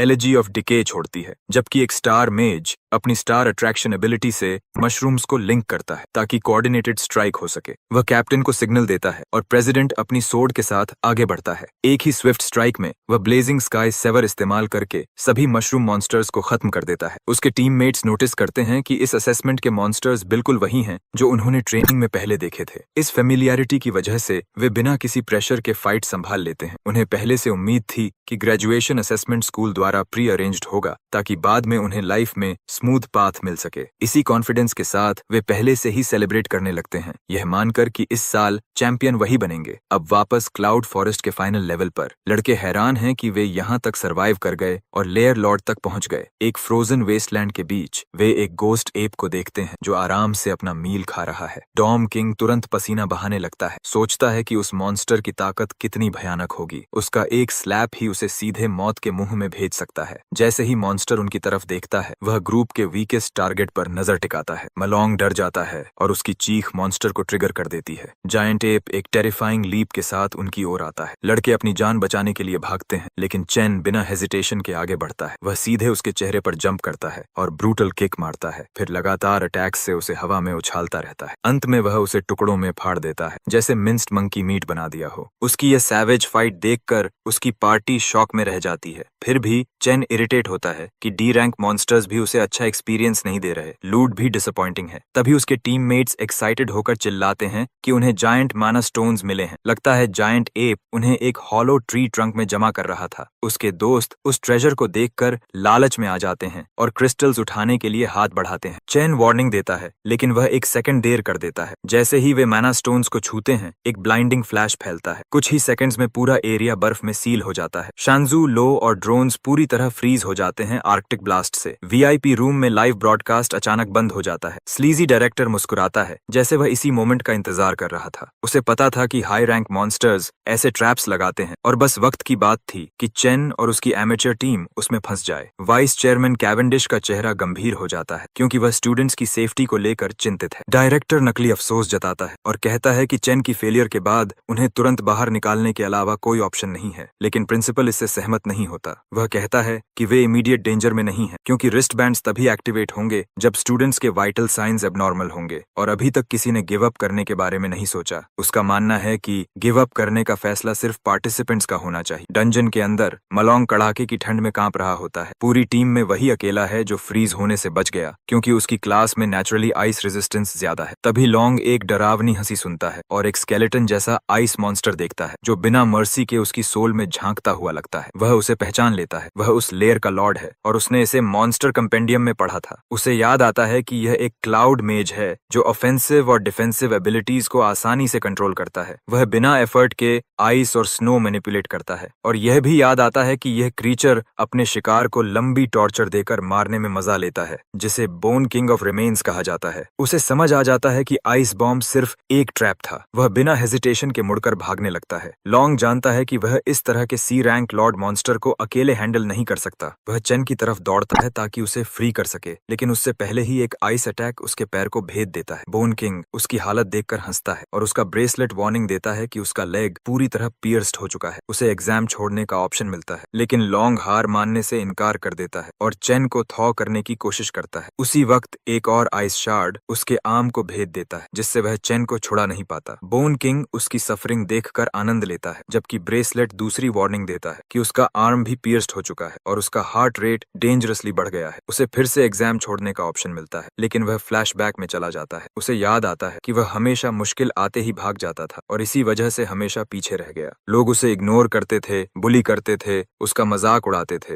लेकिन उसने और उसके दोस्तों ने यहाँ तक पहुँचने के लिए बहुत मेहनत की थी। अब उसे लगता है कि यह उनका आखिरी मौका है अपनी फेट बदलने का। वह अपनी आखिरी ताकत जुटाता है, खड़ा होता है और आखिरकार चेन को फ्री कर देता है। वह खड़ा रहता है जबकि बोन किंग बिना रुके आइसिकल्स की बैरेज उसकी तरफ छोड़ता है। जैसे ही अटैक लगने वाला होता है, वह जोर से चिल्लाता है और उसी पल चेन अपनी आंखें खोल देता है। आइस ब्लॉक टूटकर बिखर जाता है और चेन तुरंत आगे बढ़ता है। लॉन्ग को एक ही मूव में खतरे से दूर ले जाता है। यह सडन एस्केप बोन किंग को भी चौंका देता है। लॉन्ग समझ जाता है कि चेन ने खुद ही आइस प्रिजन तोड़ दिया। वॉरियर उसे धन्यवाद देता है और तुरंत उसकी कंडीशन पूछता है। लॉन्ग कहता है कि ब्लीडिंग फिलहाल रुक गई है, इसलिए वह अभी सर्वाइव कर सकता है, अभी तो शायद। वह चेन को बताता है कि यह मॉन्स्टर एक cloud type C rank lord है जिसे बोन किंग कहते हैं और कॉम्बैट में बेहद डेंजरस है। वह चेतावनी देता है कि अगर उन्हें सर्वाइव करना है तो उन्हें हर कीमत पर दोबारा फ्रीज होने से बचना होगा। वे पीछे मुड़कर देखते हैं कि बोन किंग एक massive ice shard cluster charge कर रहा है जो जल्दी ही एक जायंट ग्लेशियर अटैक में बदल जाता है। लॉन्ग शॉक्ड हो जाता है, समझता है कि मॉन्स्टर उन पर एक जायंट आइस न्यूक गिराने वाला है और अगले ही पल वह अटैक गिरता है और सब कुछ चमकती सफेद रोशनी में ढक जाता है। मॉन्स्टर हंसने लगता है, लेकिन अचानक उसकी हंसी रुक जाती है जब वह देखता है कि दोनों उस डेवास्टेटिंग अटैक के बाद भी जिंदा खड़े हैं। चेन अपनी क्लास बदलकर डूम फ्लेम किंग में स्विच करता है और cloud warrior Frost body activate करता है, जो उसे कोल्ड डैमेज से पूरी इम्यूनिटी देता है। यह ट्रांसफॉर्मेशन उसके रेजिस्टेंस स्टैट्स को भी बढ़ा देता है, जिससे बैटलफील्ड अब उसके फेवर में आ जाता है। बोन किंग डर से चीख उठता है और लॉन्ग भी कंफ्यूज्ड हो जाता है जब वह देखता है कि उसका दोस्त, जो एक वॉल्ट असैसिन होना चाहिए था, अब एक क्लाउड टाइप वॉरियर बन गया है। वह सोचने लगता है कि क्या चेन उन रेयर प्रोडिजीज में से है जो एक साथ 2 क्लासेस अवेकन कर सकते हैं। चेन बस माफी मांगता है और मानता है कि उसने सिचुएशन को गलत जज किया और अपने दोस्तों को खतरे में डाल दिया। फिर वह अपनी क्लास बदलकर एबिसल फील्ड बन जाता है। वह अपना परगेटरी वॉरियर सोर्ड निकालता है और बोन किंग का सामना करने के लिए तैयार हो जाता है। यह देखकर लॉन्ग का मुंह खुला रह जाता है। आमतौर पर अवेकनर्स के पास सिर्फ एक क्लास होती है, लेकिन कुछ रेयर लोग 2 क्लासेस के साथ पैदा होते हैं। ये ड्यूअल क्लासर्स इतने रेयर होते हैं कि उंगलियों पर गिने जा सकते हैं, लेकिन चेन सिर्फ 2 नहीं बल्कि 3 अलग अलग क्लासेस इस्तेमाल कर रहा है और हर क्लास अपने आप में बेहद पावरफुल है। अबिसल फील्ड फॉर्म में उसके स्टैट्स तेजी से बढ़ जाते हैं और उसकी फिजिकल स्ट्रेंथ उसे रॉकेट की तरह आगे फेंक देती है। वह एक्सप्लोसिव स्पीड से बॉस की तरफ बढ़ता है और उसकी किलिंग ऑरा देखकर बोन किंग की हंसी गायब हो जाती है। एक ही क्लीन स्ट्राइक में वह उसे बटर की तरह काट देता है। लेवल 17 तक पहुंच जाता है और रेयर लूट भी पाता है। लॉन्ग अभी भी शॉक में है कि उसने एक सी रैंक लेयर लॉर्ड को 1 शॉट कर दिया। चेन कैजुअली उसे याद दिलाता है कि बाकी लोग अभी भी बर्फ में जमे हुए हैं। मलोंग को अचानक याद आता है कि वह बाकी टीममेट्स को भूल गया था और वह उन्हें थॉ करने के लिए दौड़ पड़ता है। उसके जाते ही चेन देखता है कि वह फ्रॉस्ट लिच किंग को डिवावर कर सकता है। कोई आसपास नहीं है, इसलिए वह उसे एब्जॉर्ब कर लेता है और क्लाउड मेज क्लास हासिल कर लेता है। बॉस की आर्कटिक नोवा की वजह से ड्रोन्स ब्लाइंड हो गए थे, इसलिए उसकी हिडन एबिलिटी किसी को पता नहीं चलती। तभी उसे एक और नोटिफिकेशन मिलता है, उसकी लाइटनिंग असैसिन क्लास भी लेवल अप हो गई है और अब वह एक स्टैट को एनहांस करने के लिए स्टार जोड़ सकता है। सीन शिफ्ट होता है D rank layer gloom wine grotto में, जहां काउंसिल प्रेसिडेंट की टीम स्ट्रगल कर रही। उनके अटैक्स बॉस पर कोई खास असर नहीं डालते। मेज कोलैप्स के करीब है और लाइटनिंग आर्चर के एरोज भी बेअसर है। एक कारण है वे टॉय की तरह इधर उधर फेंके जा रहे हैं और समझ जाते हैं कि सिमुलेशन ट्रेनिंग बेकार। मेज रियलाइज करता है कि प्रेसिडेंट ही उनकी आखिरी उम्मीद है। पीछे खड़ा प्रेसिडेंट अल्टीमेट स्किल चार्ज करता है और सपोर्ट मेजेस से बफ्स लेता है। पूरी एनर्जी मिलने पर वह ब्लेजिंग सोर्ड के साथ बॉस पर हमला करता है। उसकी ब्लेड बॉस के कोर को भेद देती है और फ्लेम्स उसे अंदर से खत्म कर देती हैं। उसकी टीम खुशी से चिल्लाने लगती है और सोचती है कि वे लेजेंड बन गए हैं। ड्रोन अनाउंस करता है कि उन्होंने डी रैंक लेयर को सिर्फ 30 मिनट्स में क्लियर कर दिया। पूरी टीम कॉन्फिडेंट हो जाती है कि फर्स्ट प्लेस उन्हीं का है। वे लेयर से बाहर निकलते हैं, यह उम्मीद करते हुए कि उनका नाम रैंकिंग में सबसे ऊपर होगा।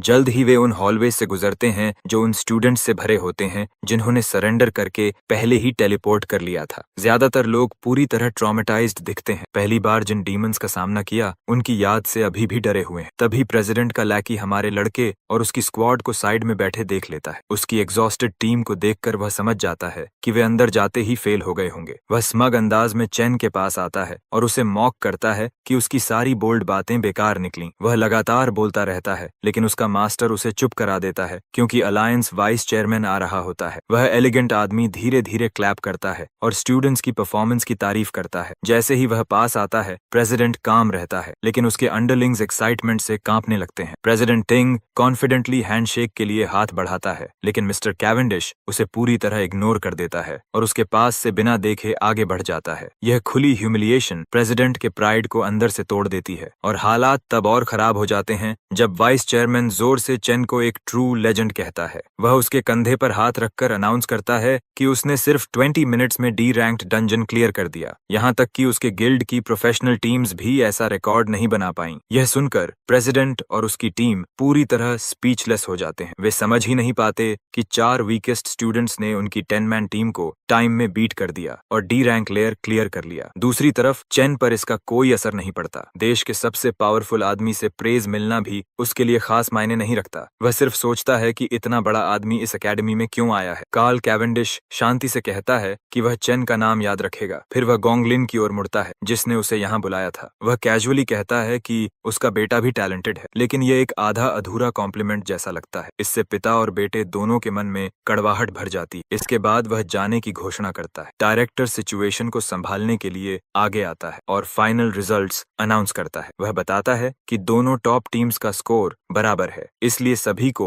इंपीरियल गिल्ड में ज्वाइन करने का इनविटेशन मिलेगा। यह सुनकर चेन के रूममेट्स बेहद खुश हो जाते हैं क्योंकि अब उनका फ्यूचर सिक्योर हो गया है। प्रेसिडेंट के लैकीज भी सेलिब्रेट करते हैं, लेकिन तिंग खुद इस रिजल्ट से खुश नहीं है। डायरेक्टर आगे कहता है कि दोनों कैप्टन्स को गिल्ड में मैनेजमेंट रोल्स मिलेंगे और 1 मिलियन प्राइज दोनों में बराबर बांटा जाएगा। यह सुनकर दोनों लीडर्स सरप्राइज हो जाते हैं। चेन चुपचाप सोचता है कि $500,000 उसके डेट के लिए काफी नहीं होगा और उसे माइथिल एक्सचेंज गिल्ड के साथ अपनी प्रॉमिस पूरी करने के लिए और पैसे चाहिए, लेकिन शायद यह मायने नहीं रखता क्योंकि प्रेसिडेंट तिंग इस टाई को मानने से इनकार कर देता है। वह बोल्डली एक 1 वर्सेस 1 ड्यूल की डिमांड करता है ताकि असली विनर तय हो सके। यह चैलेंज इतना शॉकिंग होता है कि डायरेक्टर और वाइस चेयरमैन दोनों का ध्यान खींच लेता है। डायरेक्टर अपने नेफ्यू को रोकने की कोशिश करता है और कहता है कि टाई ही सबसे अच्छा आउटकम है। वह मानता है कि चेन इस बेकार ड्यूल को रिजेक्ट कर देगा, लेकिन हमारा लड़का तुरंत चैलेंज एक्सेप्ट कर लेता है, इस कंडीशन के साथ कि विनर पूरा 1 मिलियन प्राइज लेगा। यह ट्विस्ट इतना अनएक्सपेक्टेड होता है कि वाइस चेयरमैन भी रुक जाता है और जाने का प्लान कैंसिल कर देता है। अब चेन आगे बढ़ता है, सीधे टिंग का सामना करता है, इस बार सब कुछ खत्म करने के लिए पूरी तरह तैयार।